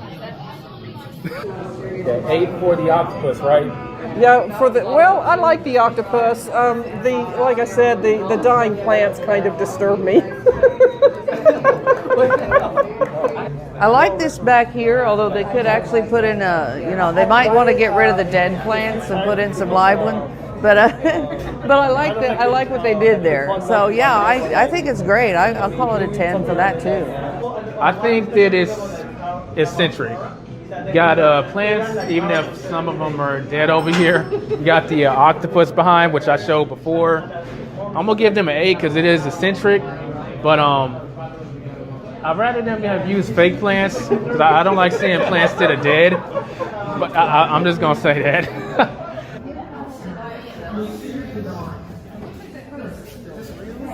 This is the new lady? Apparently. And you were starting to go into the customer service. What would you give that? A 10. Okay. I don't have a score for the robot. The robot got confused. At first it passed me up when it had my food, and then he had to program it, and then he still had to help the robot because it stopped short of me. So, I mean, the robot hurt my feelings. Oh. Okay, that's not cool. That's not cool. They had the robot, which I know it's controversial because like, are you replacing people's jobs?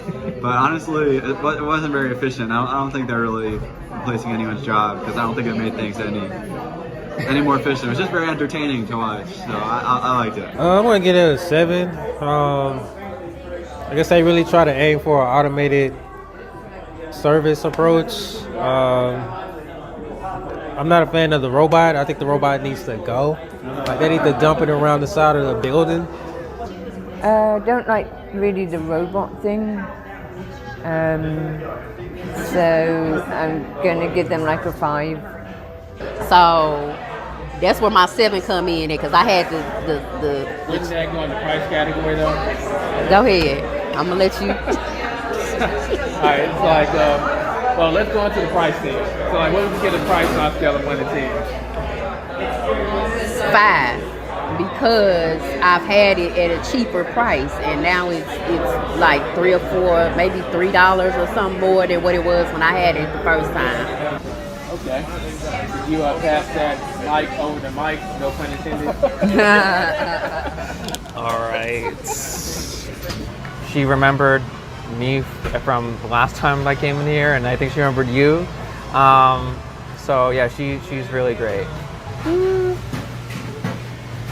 An 8.5, 8.5-ish. Yeah, I mean, specific number. it's nice. Like I like some of the things in here, but based off the fact that you can't probably normally eat in here, you know, it's not really meant for people to sit down in here anymore. I.E.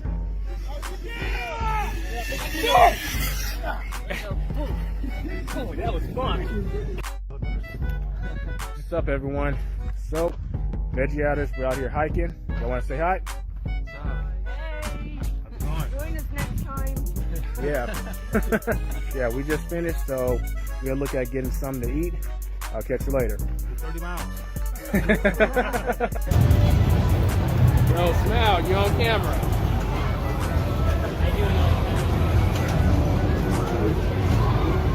Okay. And how did that stroke your taste buds on a scale of 1 to 10?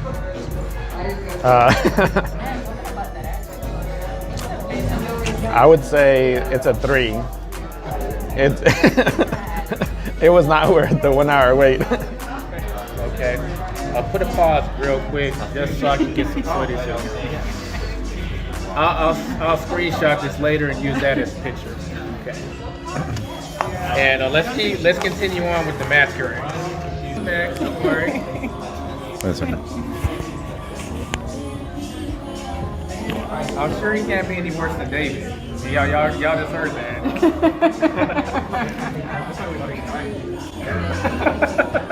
Oh, maybe I'm wrong. Maybe you're the new most critical. What did you get, Elijah? I got the that pizza over there. I just like you didn't know the price, I didn't know the name of it. I just asked her what was the most popular thing. She told me, but I said let's go with it. So it's one of the pizzas, but it has like mock beef and mock sausage on there. You'll see in my review. Can you hear me okay? Yeah, that mic is powerful. So if it's next to you, then I'll be able to hear you. Okay. Think of it as an extension of yourself. I mean, y'all do share some syllables after all. The customer service I would give 2.5 because I'm seeing a trend. we all came in here. I'm not sure if they expected us or not, but we waited over an hour for our food. Some people got their food, some people didn't get their food. Some people tried to order in advance but couldn't because they had to create an account. The menu's different on wherever you enter from, like DoorDash versus other apps. Like it's all a different menu. Online is different from in person. The menu is huge. It's hard to figure out like what to order. And then when I did try to order something, which was the po' boy, they were all out. Pass me that mic. Congratulations. You have taken the title away from him. You're now the most critical victim. No way. Okay, Daisy, what did you get on the menu today? So I got the spicy fried rice, and I have vegetables and tofu in mine. Right. How did it satisfy your taste buds? I'll rate it an 8. It was good. The spice is good. But I tried his jambalaya first, and I like it better. So maybe notes for next time. I know. It'll save my taste buds for my meal. Yeah. And what would you give the customer service? I would say a 9. Cinnamon rolls, fresh baked cinnamon rolls, and you could add like I'll edit that out. You're laughing at her response. No, I'm just saying a 9. I mean, I was pleased. I was pleased. I'm pleased. I thought the service was pretty good. I might be a little bit biased because we're coming, I'm kind of comparing it to Vegan Voodoo from our last experience where we had a lot of people. Today we seem to have a lot of people, which I don't think this place is necessarily used to, but they handled it really well. For the most part. I know some people didn't get their food right away, not mentioning any names, but So, what's Frida's first impression? It's yummy. I mean, I like it has kick to it. It could be more, but it's still enough to be noticeable. They put chickpeas in it this time, which I like. So I'm getting a little more protein since I have that. Okay, so I'll take that and put that after you eating it here. Because you gave the explanation before you actually ate it.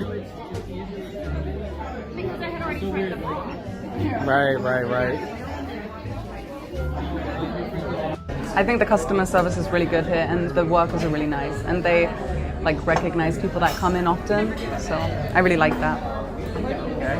So that they recognize you from previous visits? Yeah. So y'all get some exclusive treatment?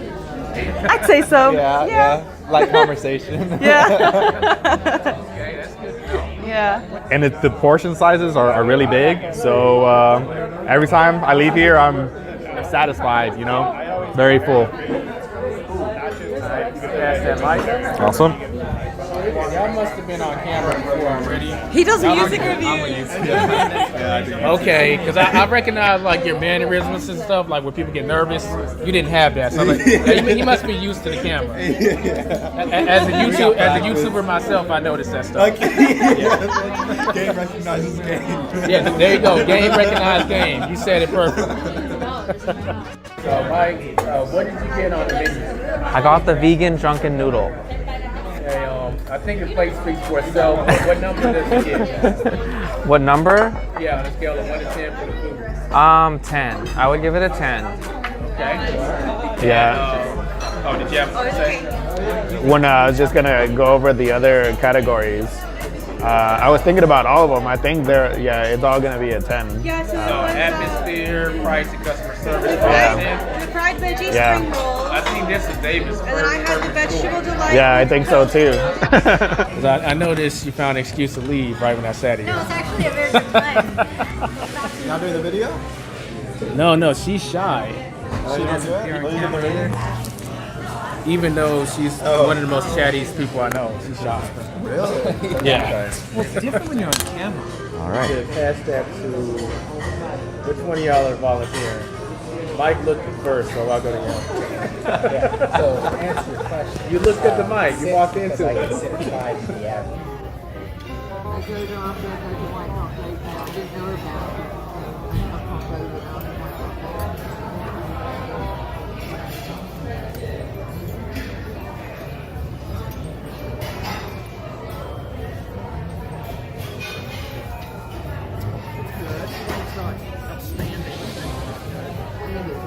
Okay. So, Monica, what's your impression about the wine? It lacks taste and it's a little bit vinegary. It doesn't have any body to it. It's very vinegary. Okay. I would not recommend the house red. Okay. So I would say overall, I would give the ambience probably like a 9. Okay. It gives you a Sopranos feel? No, not Sopranos. that restaurant that's in the show? No, well, I know what you're talking about, but not quite, because I don't feel like, mafia style when I come in. But no, for me it feels like a really cute, romantic, like date night probably kind of place, or like a nice girlfriends catch up dinner or something like that. So, but yeah. Okay. They're missing the mafioso. Got it. Right. So I find it to be pretty pricey, but it looks like the kind of place that would be. So I got to be fair, but I'll say about a 7 because I don't like to spend that much really usually. But you and everyone else. Yeah. But for the rest of May, I am doing a mini session special. So I don't know if you can include like my website or the contact for that. We can add that in post. But yeah, just if you're interested in getting like a mini session done, I am doing specials right now. So let me know. Awesome. All right, we appreciate it again, and we'll catch y'all at the next meetup.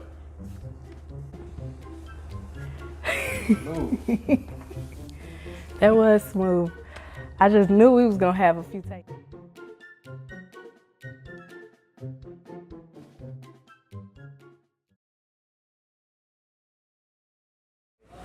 What's up, Veggie Outers? It's Elijah Blau, founder of the Veggie Outers, and we're at Nuno's Taco Veg Mix Group. And Veg Mix Group, yep. Yeah. And I have the founder of Nuno's right in front of me, Nuno himself.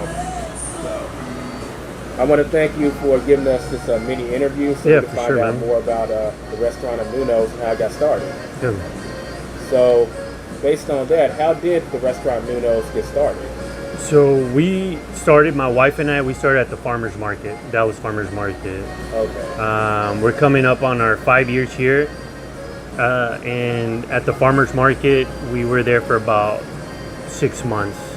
I'm trying to remember what year it was, man. You know, with COVID and all that, it's just a blur. Yeah, so I'm thinking it was 2019. That's when I think it was late 2018, December. That's when we started at the farmer's market, and we were there till maybe May of 2019. So.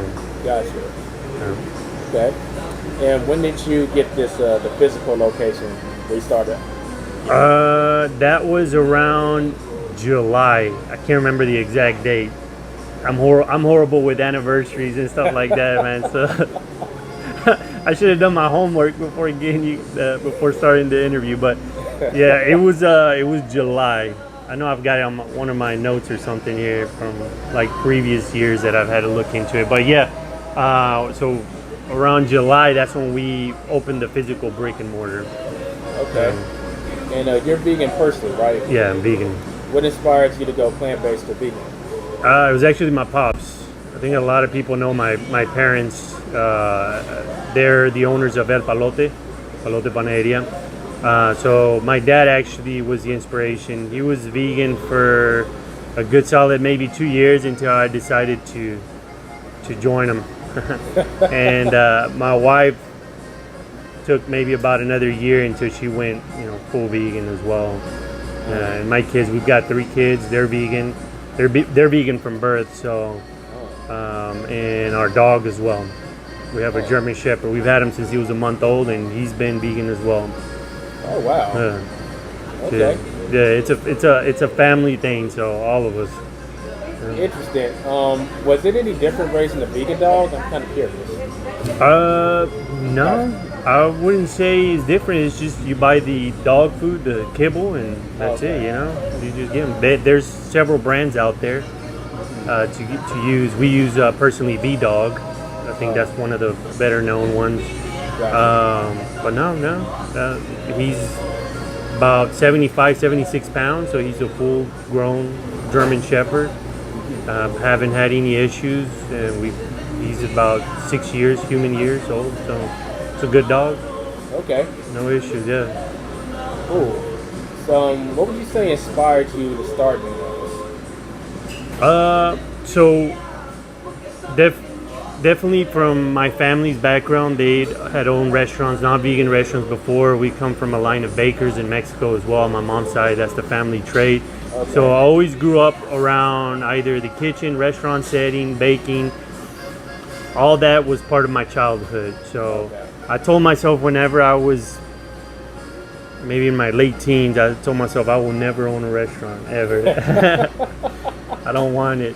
I went into finances for a better part of 10 years, and then told my wife, you know what, I want to open up a restaurant. So, and here we are. 5 years later, here's Nuno. So, okay.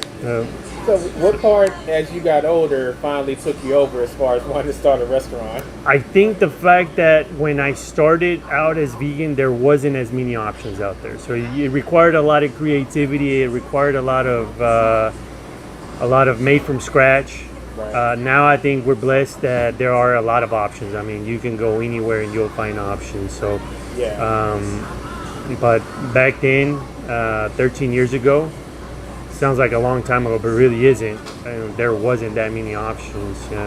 We were lucky to have vegan cheeses, but the quality's obviously gone up. But from the protein options in the frozen food section, you were really stuck with just the basic staples like legumes and fruits and veggies. Right. That's what we were stuck with, and juices and stuff. But now, I mean, there's just a wide array of different options that you can choose from. Yeah. I always tell people that the vegans that nowadays they're spoiled. Yeah. I've been vegan for 12 years. Good. So I remember the Metroplex when there are limited options. Yeah. I think as far as vegan restaurants go, there's maybe Loving Hut and Spirals, and that's pretty much it. Yeah. Then they started spawning later. Yeah. So it actually is pretty amazing what's happening on Metroplex as far as the expansion of plant-based options. Yeah. In restaurants and also in the store with the Beyond Meats, the Impossible, with just alternative meats in general. There's a lot of options. Talking about the OG restaurants, one of my first experience, actually my first vegan experience was at The Vegan. I'm sure you know The Vegan here in Richardson. So that was the first vegan restaurant that I'd ever gone to. We still go to there. They're good people.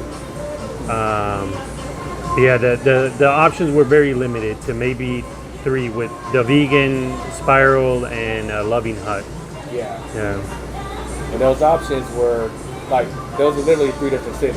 One is Arlington, one is Richardson, and one was in Dallas and Fort Worth. I think there used to be one as well up here off of Arapahoe as well, an Asian. I don't know if you remember them, Suma, or if I recall, was it Suma? Was it in Madison?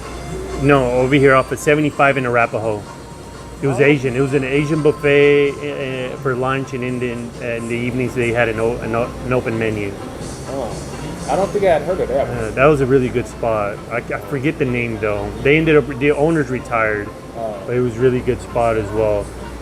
They were limited, limited. But I think they started off as vegetarian options, then vegetarian, and then towards the latter part of their tenure there, they went to an all vegan menu. Gotcha. Okay. Speaking of menu, I gotta ask you, what's your most popular menu that's on the Nuno's menu right now? What's your most popular item? What can people not get enough of? So we've got a very large selection of, entrees or whatnot, but it really depends. as I would say, not so much seasonal, but I really don't know how to explain it. But right now, the burgers, man, we sell a lot of burgers. So I want to say there's a lot of outside influences, whether if it's beyond doing a lot of promotions or Impossible, or if there's a vegan burger joint opening up in Dallas. It's kind of in the back of people's minds. So right now, burgers are keen right now. We're a taco joint, but we sell more burgers than tacos. Yeah, there's times during the day where our entire screen is nothing but just burgers. And it's like, man, maybe we need to change the name of Nuno's to Nuno's Burgers, Nuno's Tacos, yeah. So, but then there are times where we sell a lot of tacos. So, it's really, there's a lot of outside influences that determine that. But over the stretch of the 5 years that we're coming up on, yes, tacos, our taco plate, whether if it's the 4 or the 5 count, but it's what's in the tacos, what's the most popular proteins, and it would be the Al Pastor. I think we sell, pound-wise of Al Pastor is above 80 pounds a week of Al Pastor that we sell, whether people are buying it by the pound or in an entree or tacos or burritos, Okay, Yeah. gotcha. And just to clarify for the audience, people are buying like the protein source so they could actually use it in their own dishes at home, right? Yeah, so we've got several loyal customers that do food prepping, and they come in, they buy a couple pounds for either the week, or some people that go traveling, or there's holidays coming up.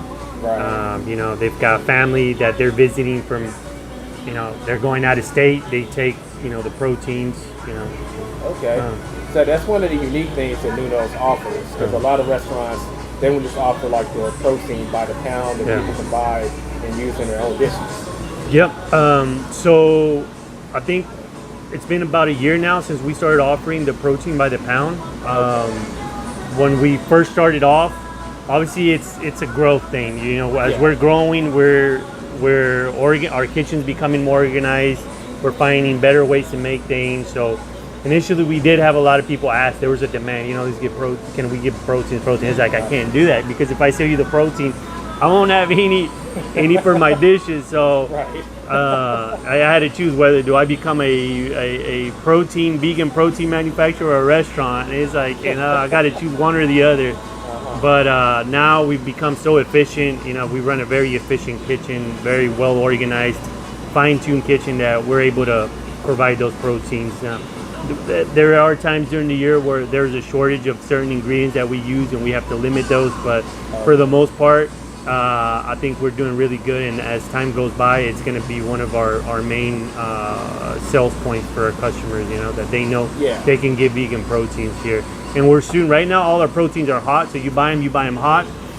We're soon going to start offering those cold. So you can buy those frozen. So you can buy packs of 1 or 2 pounds already frozen for you. So you just set them aside, and whenever you need them, you throw them in some hot water, because it comes in a pouch, and then you can throw them on a griddle, or saute it, add stuff to it, whatever floats your boat on that end. Nice. So I'm looking forward to that. Yeah. So, with that being the case as far as the whole menu, what do you personally feel is the most underrated dish on your menu? Like, you feel like more people should give this a chance because it's awesome? I would say right now would be the chopped cheese. I think chopped cheese is really not a Texas thing. So it's really those people that have either traveled or they're coming from other parts of the country, and now they reside here in Texas. The chopped cheese, I think, is a very good menu item that not a lot of people, it interests a lot of people, but that's a good option. Especially if you like spicy, because there is a grilled jalapeno that goes in there. So so that's something that you can add to a lot of the entrees on your menu too. Yeah, the grilled jalapeno, the chile toreado. Okay. We don't sell a lot of them. I want to say that our salsas themselves are telling of what our customers are. We used to make our salsas spicy, and per demand, we've actually brought down the spice level. Every once in a while, we'll get a batch of very spicy jalapenos, and it's like, damn, I'm sorry, I have no control over these jalapenos, man. So it comes out extra spicy too. What me is mild, but some people's like, I can't eat this, it's too spicy. It's like, oh, okay, well, you know, I've got no control over that, you know. But we have toned it down to our customer liking, and yeah. So I would say the chopped cheese, but you can always get the chile toreado on as a side option on any one of our entrees. So you can order it separately. Okay. Yeah. I'll admit, I'm one of those wimps that can't do spicy. Not spice person. Yeah, it's something that you know you gotta start from. You gotta scale it up. You know, as time goes by. If you just eat a lot of spicy food all at once, you're not gonna enjoy it. You know. Right. You gotta build up that spice tolerance. Okay. Yeah. So I guess we can go ahead and start wrapping up the interview. But just so the audience knows, what's the process they should go through to order with you? Because I know since you're a pickup restaurant. So a little backstory on that. So we used to be, I don't know if you ever visited us when we first opened. We did. So we used to have booths that ran down through one of the sides of the suite here, our location. And we actually had 3 booths on this side. So we were a sit-down restaurant. And once COVID hit, we had to completely change our strategy, where takeout ordering and all of our ordering was actually in person. So you ordered at the counter. Obviously with COVID, we had to adjust fast. We brought in our online platform, so our entire menu online. And in addition to that, you order, you can schedule online. But to answer your question, it's all 100% online ordering. So we no longer have a cashier or a server. We're 99% takeout. Where 50% of that approximately is third-party delivery platforms, Uber Eats, DoorDash, or Grubhub. So you can order through them. But yeah, all our ordering is online. You'll be able to view our full menu. It's another question we get asked. Can I get a menu, a to-go menu or something? Everything's completely online, completely digital, kind of like Amazon. You can't go into an Amazon store and order in person. Everything is from your cell phone. We do take orders in person if somebody's paying cash. So we do understand there's cash paying customers. So we will take your order paying cash with exact or approximate change, because we don't carry a lot of change. Cash transactions constitute less than 1%, if that, a tenth of a percent maybe. It's just a couple customers a month, but again, we're completely online based restaurant. Okay. And I know it's a confusing topic regarding our tables. This is a 900 square foot restaurant, so it's small. We're smaller than some people's apartments. 900 square feet. We've been able to keep 2 tables at the restaurant. So we used to be able to fit up to 25 people inside our small space. But since COVID, we've added a lot of refrigeration, shake machine, margarita machine. So with that being said, there's 2 tables. And the 2 tables, we like to offer them by reservation. And the reason why is because 2-3 times during the week, our entire aisle is filled with supplies, and we don't have an exact time when they arrive. They give us about a 3 to 5 hour window at times. So around that time, if we have customers dining in and we get our supplies, it can become an issue of, is there enough space to walk through? What happens if somebody falls, trips, if something's melted? Yeah, it's all safety. We're trying to make sure that we're thinking about the customer. But some people are lucky. They come up to the door and we've got, our tables are free, and we've got no orders coming in, supplies coming in that day, and we offer it to them. But worst case scenario, which is really not a worst case, but I know North Texas people don't like eating outside. It's not like Austin, it could be 100 and some degrees and people are enjoying the outside venues. But anyways, we do have 2 tables outside, and they are east facing. So you've got, a good 80% of the day, you've got no sun. You're shaded in the shaded area. Yeah. Okay. Yeah. And if someone did want to do the reservation, they go on toast table, right? Or we used to have open table, But we've since then, it's been about a year now. It's all via DM. So either DM or Facebook message. We recommend doing it a day before. Same days can get kind of tough, especially on the weekends. All right, Veggie Outers. Well, that's been our interview with Nuno. I can personally say my favorite thing is their crunch wraps. I highly recommend them. They're very, very, very tasty. But yeah, stay tuned for our next review, and we'll catch y'all later. Peace out. What's up, Veggie Outers? I take it you're enjoying the review or content you're watching right now. But a frequent question I always get is, Elijah, where can I get some Veggie Outers merch? Because I see you rocking it all the time and I want some of my own. I'm glad to say that you can actually get the merch on our website. Just go to www.theveggie-outers.com, click on products, and click on merch.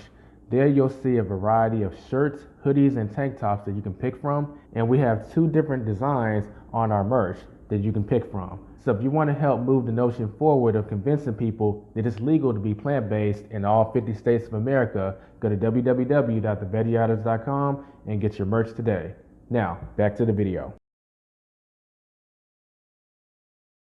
What's up, Veggie Outers? So this is Elijah Blau, founder of Veggie Outers, and we have an interview with Trisha Crear, the founder of Recipe Oak Cliff. I'm personally excited for this one in particular in terms of the interviews we're doing, because I personally think that this restaurant's underrated, and we haven't had a chance to come here because we tend to do our meetups, in the evening time. So let's really shine some light on this restaurant, and I appreciate you doing this interview. Oh, thank you. I appreciate you interviewing me. I appreciate the light gesture. That's right. Let me shine some on YouTube. There you go. Doesn't it feel good? Appreciate it. Okay. So yeah, let's start off by asking, what inspired you to go vegan personally? Because a lot of people were really intrigued about like a vegan origin story. Okay. Well, I stopped eating meat when I was 14 years old. I didn't even know the word vegan. Did it even exist back then? It did. Yeah, it did. There was this hippie girl in my theater class, and she was vegetarian, and she was talking about it, and I never heard of it before.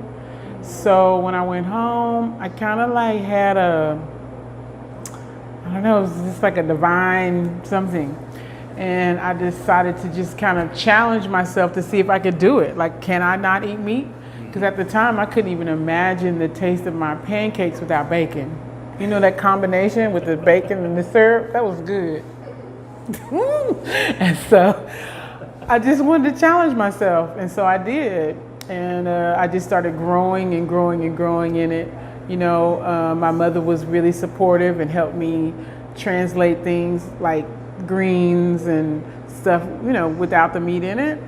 But I was hungry, really, really, really hungry for many years, trying to be vegetarian.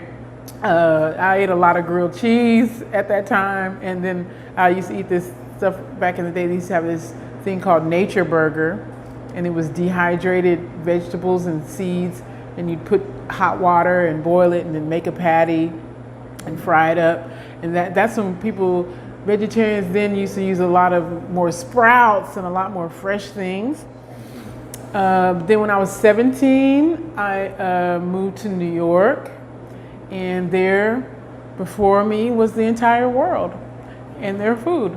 And so just, hanging out with people, like I was saying, people and their grandmamas and stuff, and just eating, So I began to grow and grow, and then that's when I first heard the term vegan. And then vegan meant something really different. Like people were very much about, not wearing leather and things like that. It was, So more the whole lifestyle, not just the diet part. That's what it meant more than anything when you were vegan back in that time. And so, and then that's also when I started to learn about herbs and healing and cleansing, and and not just like I'm not eating meat, but like what am I eating? Right. You know what I mean? So that's when that transformation started happening, because I was a cheese addict. I used to go to the deli when I moved to New York. I was vegetarian, had been vegetarian, but I didn't know anything about healthy food. Right. And so I used to eat like I want that kind of cheese, that kind of stacks of cheese melted on there, mayo. It wasn't me, And so I went through that. And when I stopped eating dairy and became vegan, that was when I was living in New York, everything changed. My entire body changed. When you stop eating dairy, it's a game changer. Yes, for real. In some ways, dairy is kind of worse than meat. Okay, seriously, because it's super processed. And so anyway, I know I have a long story, but just to wrap it up real fast, so I learned about herbs. I started really transforming my health. And then years later after that is when my friend had moved to LA, and Dr. Sebi had a shop there in LA. And so that's when I started learning about, more of Sebi things. Right. Alkaline versus acid, that kind of thing. Mm-hmm. Even though I didn't really hear those terms a lot. I didn't hear that a lot. But it was more like, just incorporating stuff, more sea moss, more things like that into the diet. And then I spent a couple of years being raw. I was totally raw for a couple of years, and that was beautiful. And that's when I learned so much about just food. Like, what is food? Like, what is flour? What is butter? Because I was making every single thing from scratch, even my spices. So that was a excellent exploration, and I think that anybody, vegan or not, should go through that process of just kind of like breaking down, like, what is your food? Like, what is this condiment? Like, what is mayo? What? It's just some whipped oil or whipped egg. What? That's what I'm eating? Or like your desserts, you're like, oh my God, desserts are crazy. It's just like sugar and butter, flour fluffed up. Anyway, that's the ingredients you can pronounce. And what about the ones you can't? I mean, that part. But so that's been basically my journey in a short thing. Powerful journey. Very relatable too. I think a lot of people have little pieces of that journey, but you've kind of gone through it all. I'm assuming that probably played a role in what inspired you to start Recipe on Cliff, right? Yeah. I think that it's important for people to have access to fresh food. Like people are like, why aren't you in this neighborhood, or why aren't you in that neighborhood? You could be making a lot of money. And yeah, that's true. But I just think it's important for people to have access. So I'm trying to prove a point, which is that, you can be right here in the middle of the hood. You can serve raw food, you can serve live food, you can serve fresh food, you can satisfy the palate, and people can actually heal their body. Well, we're not totally raw. No, there's cooked food in here. Okay. Mm-hmm. But we do have raw food options, you know. So the meats, like the walnut meat and the falafel balls that I make out of the pumpkin seeds when I make them, and other things. Right.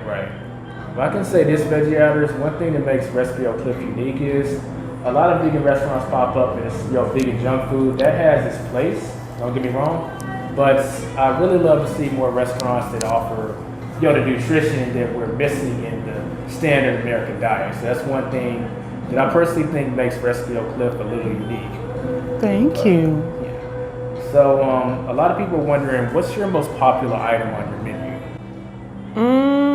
I think at first, when we first opened, it was the barbecue jackfruit, because people gonna always want a barbecue sandwich, okay? And so, yeah, so the walnut meat's pretty popular too, which is surprising, you know what I'm saying? So, because it's raw. So those two are pretty popular. Our burgers are getting up there too, so. Okay. Our menu's so small. Right. So. Speaking on the menu, in your opinion, what's the most underrated thing on your menu? Like, you feel like people kind of sleeping on this one thing, doesn't get enough shine or attention, or people overlooking it? I don't know. I don't know if there's anything like that. I mean, people, because like I said, everything is kind of, our menus and things are so small, people get the stuff. I mean, I would say sea moss, but people eat they take it up, you know. They gobble that up too. The sea moss drinks, you know. Okay. Yeah, I just think that people maybe shouldn't underestimate the power of like juice and herbs. Right. To transform your health. Like, you know, you could do something so simple as taking out soda and milk and replacing that with like fresh juice and change your life. Change your life. Your life. As an ex-cross country runner, when I was in high school, even before I went vegan, I cut out soda during really after my freshman year, and I did cross country all 4 years. Well, it made a huge difference. That Changed your soda- life, didn't it? That soda's a killer. It's a killer. That and stress. Yeah, man, I know we talked about the alkaline acid diet thing, but some of y'all probably know about the pH levels, and soda has a pH of 2. So I want y'all to think about that. But wrapping up, do you want to name drop the actual address for Recipe Oak Cliff? So Okay, so Recipe Oak Cliff at 1831 South Ewing Avenue. We're about a mile up from the Dallas Zoo in Oak Cliff. Awesome. Well, we appreciate you doing this mini interview. Yeah. And be sure to pay them a visit, Veggie Outers. All right, we'll catch you in the next video and also the next meetup. What's up, everyone? This is Elijah Blau, the founder of the Veggie Outers, and we're going to be talking about the 8-year anniversary that we just had yesterday at Goji Cafe. It's a pretty fun event. A lot of people showed up, and I want to say thanks to everyone who did show up and everyone who contributed to the video content. I also want to give a special shout out to Frida, Lynn, and Daisy for winning the giveaway for the $25 Amazon gift cards. But when we were at Goji Cafe, we did something a little different than just talk about what we liked about the restaurant, since we've been there for a total of 4 times.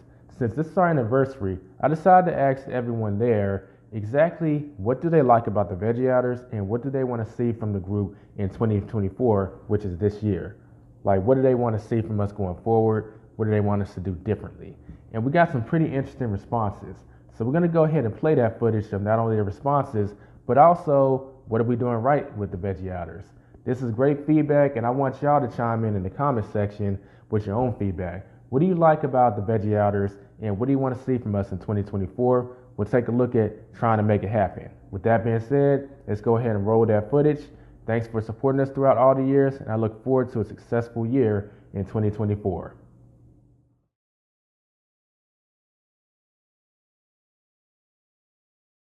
So we got an OG in the house. One thing that y'all have always been kind of curious about, and y'all have asked me during meetup, is y'all actually want to hear a little more from the OG Veggie Outers, and we got one right in front of us. So what's your name? So my name is Nichelle, and what year was that? The first year. She started the Veggie Outers. Like, how long has it been?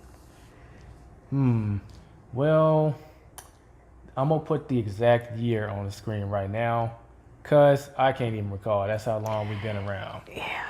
Yeah. It's been that long. So with that being said, since you were here like from the start, I would ask, when I came with you, approaching you about like the Veggie Outers and the whole concept, what got you like interested in like joining the group when it first started? Oh, yeah. So at the time, I was very curious about like vegan food and the whole lifestyle. And I was wanting to like, you know, become more healthier or eat healthier. And yeah, it was just like, it was really interesting, the whole concept of just like going to different restaurants. Because at the time, I didn't think there were any options. You know, I thought it was very little or limited options for what I could eat if I like went vegan. So I was like, oh, that's perfect. You know, and then I get to see what's around Dallas too, so. You know, I know you partially felt that way, but that was kind of the truth. There weren't actually that many vegan restaurants when we first started. So people going vegan now, consider yourself spoiled, straight up.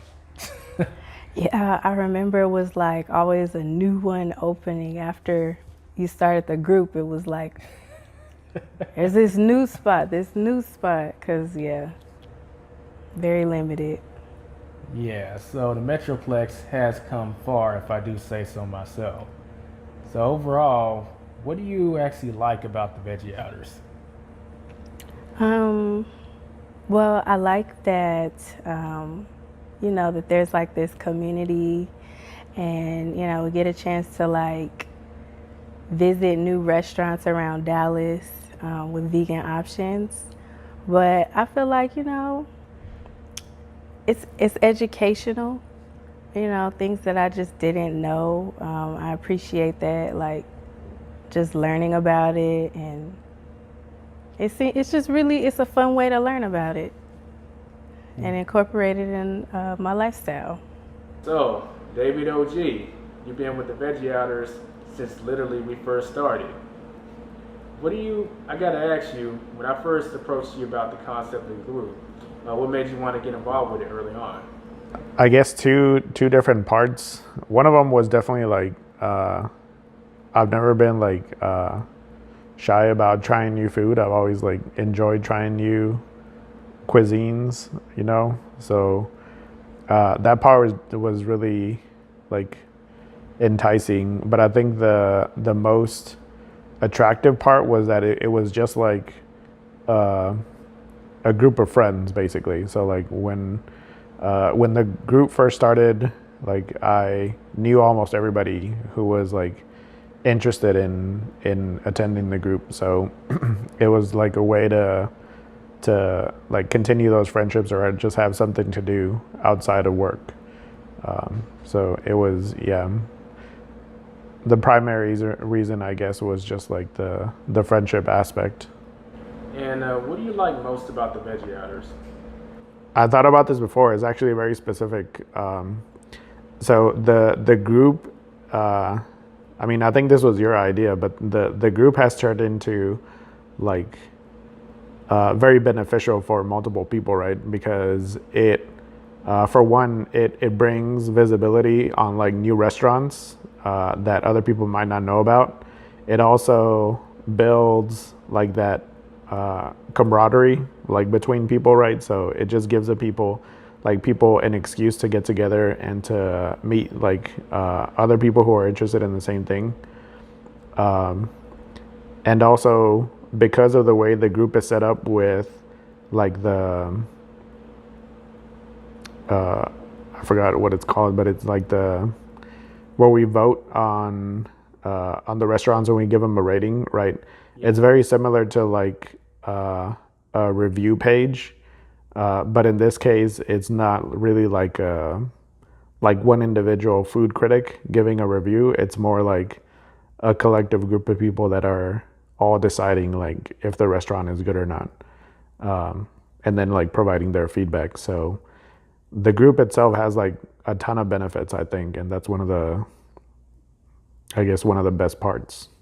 Hello, it's the young bishop on the scene, Tony, and I'm here to, talk a little bit about the Veggie Outers if I can. I remember personally when the Veggie Outers was just an idea in the workings, and I've had the opportunity to kind of watch things, transcend and grow over the next couple of years. And one of the main things that I personally like about it is the people that Elijah has been able to accumulate.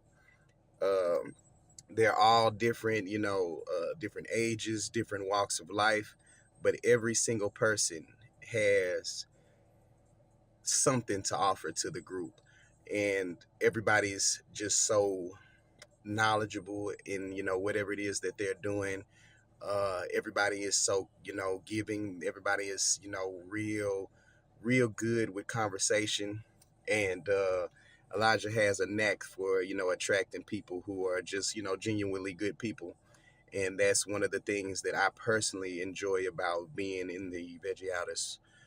Just being around good people, and having that good fellowship, good conversation, laughter and all that is the best medicine. I like that it's a place you can go for good food and company. I've been several times some years ago when I was living in Texas, and I'm happy to be moving back to Texas and have the Veggie Outers to go to, and I'll be bringing my daughter now that I have one. So I like that it's a place where I can meet other people with like minds, you know. In my group of friends, I don't have a lot of people who are vegan or vegetarian or who enjoy vegetarian, vegan food. So I like that it's a place where I can come and, you know, meet people who like understand my lifestyle, or at least try to. What I like about the Veggie Outers is every time I come to a Veggie Outers meetup, I always feel very comfortable. I always love the conversations that I have with everyone. I love everybody in the group. It's such a cool group, such a diverse group of people, different age groups, different walks of life. So I love coming. And I like that we have activity meetups too. Like it's not just food. Like we can go play bowling and go to Cidercade, and we can go hiking. So it's really good. I always learn something. Like for instance, you have been on the raw vegan diet here and there, so I learned from you. I learn a lot about like what some of the healthier foods are. I learned a lot about water just from talking to people here. Like there's good and bad kinds of water. So yeah, always a learning experience. The most I like that I feel I'm around people who share the same ideas. And I feel comfortable that I don't have to explain everyone what I eat. So it's kind of hanging out with same kind of people. So the things that I like is that bringing like-minded people together and connecting them with food, which is like what I like to do, eat, and exploring different activities with people whom I can create a community where we talk about vegetarianism or veganism, which I'm like very passionate about, plant-based diet, a healthy way of living. I enjoy being with a very diverse group of like-minded people.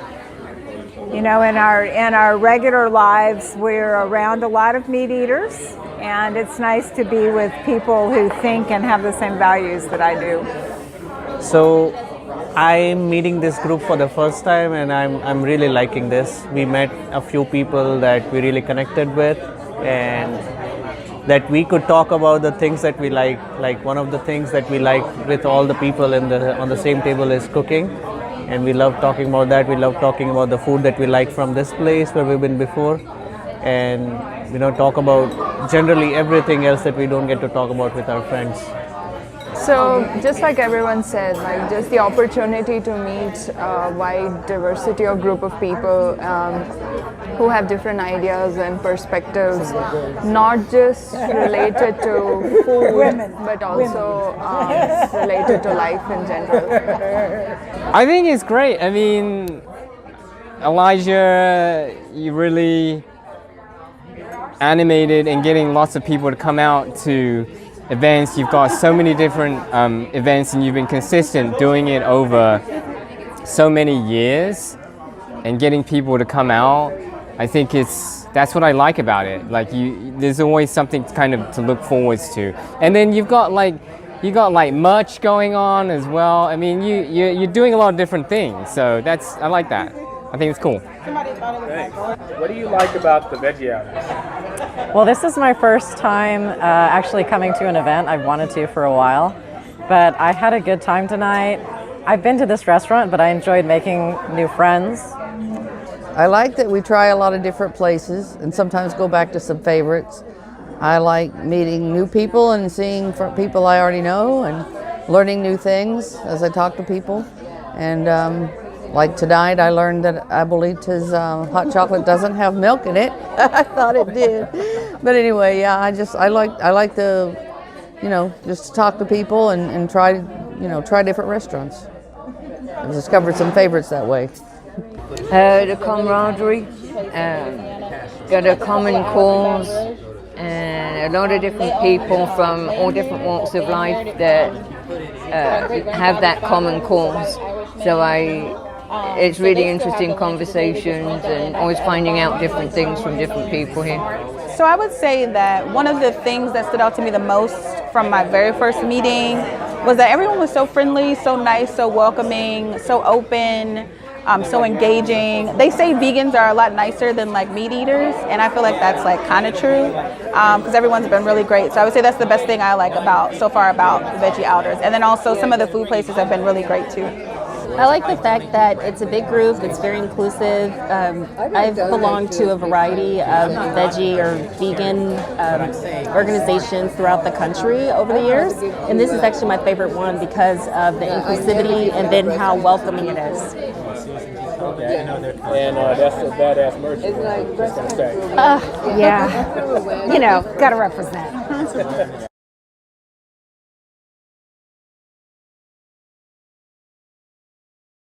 What do you want to see from the group like going forward? Because you're already doing so much. So, I mean, the only thing is just getting more, making sure that more and more people know about the Veggie Outers. So like maybe going to some vegan events or vendor events and, you know, setting up like a table or something just to let people know about the group.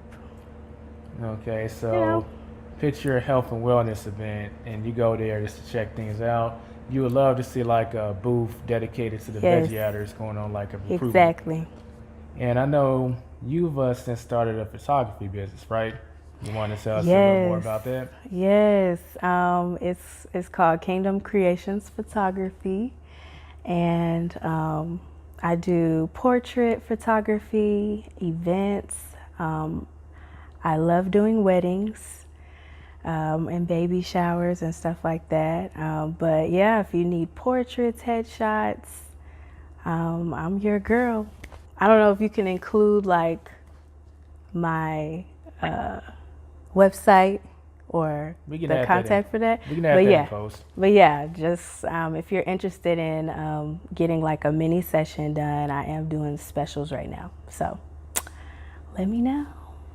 Changes, I'm not sure. I think, I mean, there's been a few changes the last years, like moving over to Meetup. Which was your fault, so yeah, I think it definitely, I mean, it opened up the group to other people because I think there's an audience like within Meetup that is probably not on Facebook. So, I mean, that would probably be my only suggestion is the group, I think, is best when it's like including more people, right? So like being able to expand it out, like I'm not sure about like different platforms or not, but I think like, how should I say, like welcome like new members, right? In different aspects. I think that's probably like the next step. And I think you kind of started it already with like some of the non-food like activities that you planned. I think those are pretty good because I think people are definitely interested in trying new food and they want to be connected in some way, right? And in this case, it's like vegan food. But I think the events that are not like food specific, or maybe they're like an event plus food, those would be pretty good. Okay, so more activity meetups. Yeah. Hiking or bowling or play video games at an arcade, stuff like that. Yeah. That's probably like the next logical step because you continue the trend of like welcoming new people. One thing that I personally would like to see, continuing on into the new year is for there to be, I guess, continued growth, like, getting the message of, veganism out. And, me personally, I'm not a vegan, but I do appreciate that there is no negative to, I guess, trying the lifestyle or expanding your lifestyle to that lifestyle. So if you get a chance, try it out. Thanks, Elijah. I mean, I guess there are possibilities like that. I hadn't thought of a potluck, but that would definitely be fun. It was just a good, safe place to chat with people and have some good food, and Elijah's always a good host, so I'd like to see more of that. So in 2024, I'd like to see more hanging out events, you know, like where we go hiking. I liked that. I missed out that hiking event, so I would like to see more events like that, you know, where we just hang out and have fun together. I want us to go to some more like newer places that we haven't been before, that might have like some vegan options on the menu that aren't fully vegan, because I feel like we have already gone to the vegan spots, but there's always some, like I've found in recent months, like I've come across some places that have some pretty decent vegan options, but you would never know unless you just stumbled upon it. So it would be cool if we could check out some of those places that are around the DFW area, because I feel like there's a lot of them. So it would be interesting. I would like to see something not only restaurants, and first time I heard about Veggie Outers and I had that impression, and I still wish we did something like that we do not only restaurants, but we go out picnics and spend some time like maybe on some lake or something like that. Maybe people just bring what they have, what they can, and have some kind of fun together. So I would like to see more events and activities and more participation from people, so that like I can make more friends and increase my network, because I'm new to the city. Outdoor activities like hiking would be great. It'd be fun to do potlucks. Well, like most everybody said here, that outdoor activities. We try to find parks and places to go for hikes, but we don't really find good places all the time, or we don't find company to go with. So with this group being there, it'll be much more fun with any type of outdoor activity or even indoor activities other than just eating together. So I'm really excited to have some group classes, you know, like maybe like a group Zumba class or a group yoga class or a group meditation class, something that focuses on mental and emotional health in addition to physical health. I think that the diversity of different types of events that are like non-food, adding that, I think that's going to be fun. It gives opportunities for people that might be interested in other things to come out and join us. So I think that's fun. Well, I like that what it seems like you've been doing, which is exploring different restaurants, but I like the idea of doing other events like hikes and stuff. I really like hiking, so I'm looking forward to something like that. Ooh. And that's a badass shirt, by the way. Oh yeah, I'm wearing my gear tonight. So what do you want to see from the Veggie Outers in 2024? I like the idea of going back to doing different things. Like when we did the hike, I went to that. I liked it. I've missed some of them, like Cidercade and like some of the others. But yeah, I like the idea of doing different. I mean, I still want to keep doing this, of course, but other activities. And get a chance to, you know, maybe be out there more visible in different places, so people will, you know, see us and maybe learn some things. And yeah, I like the idea of diversifying. So I hope to see a lot of different, a variety of activities. What would I like to see from the Veggie Outers? Yes, like is there something we're not doing that you want to see us do? They still don't have street lights, and it's just to get to the house. Definitely outdoor activities. So like if you're out after dark, definitely hiking. and I'm like, you all grew up here? Like, yeah. Yeah, like you mentioned top golf, that kind of thing. Maybe skating. Yeah, any kind of physical activity. Skating would be fun. Okay. Yeah. I really liked doing some of the events that were a little bit more active. So like I think hiking, I didn't get to make it to that one, but I love to hike, so I'd love to do that, something like that again. And I really love the arcade games and like the gaming and aspect and things like that. So getting people to kind of tap into that competitive edge, I enjoyed that. So I'd like to see that maybe more in 2024 also. I would like to see some of the things that you mentioned before, like your new initiatives with having more activities and not just everything that's about food. So I'm really looking forward to getting to interact with my fellow Veggie Outer members in a different setting, like, just different activities.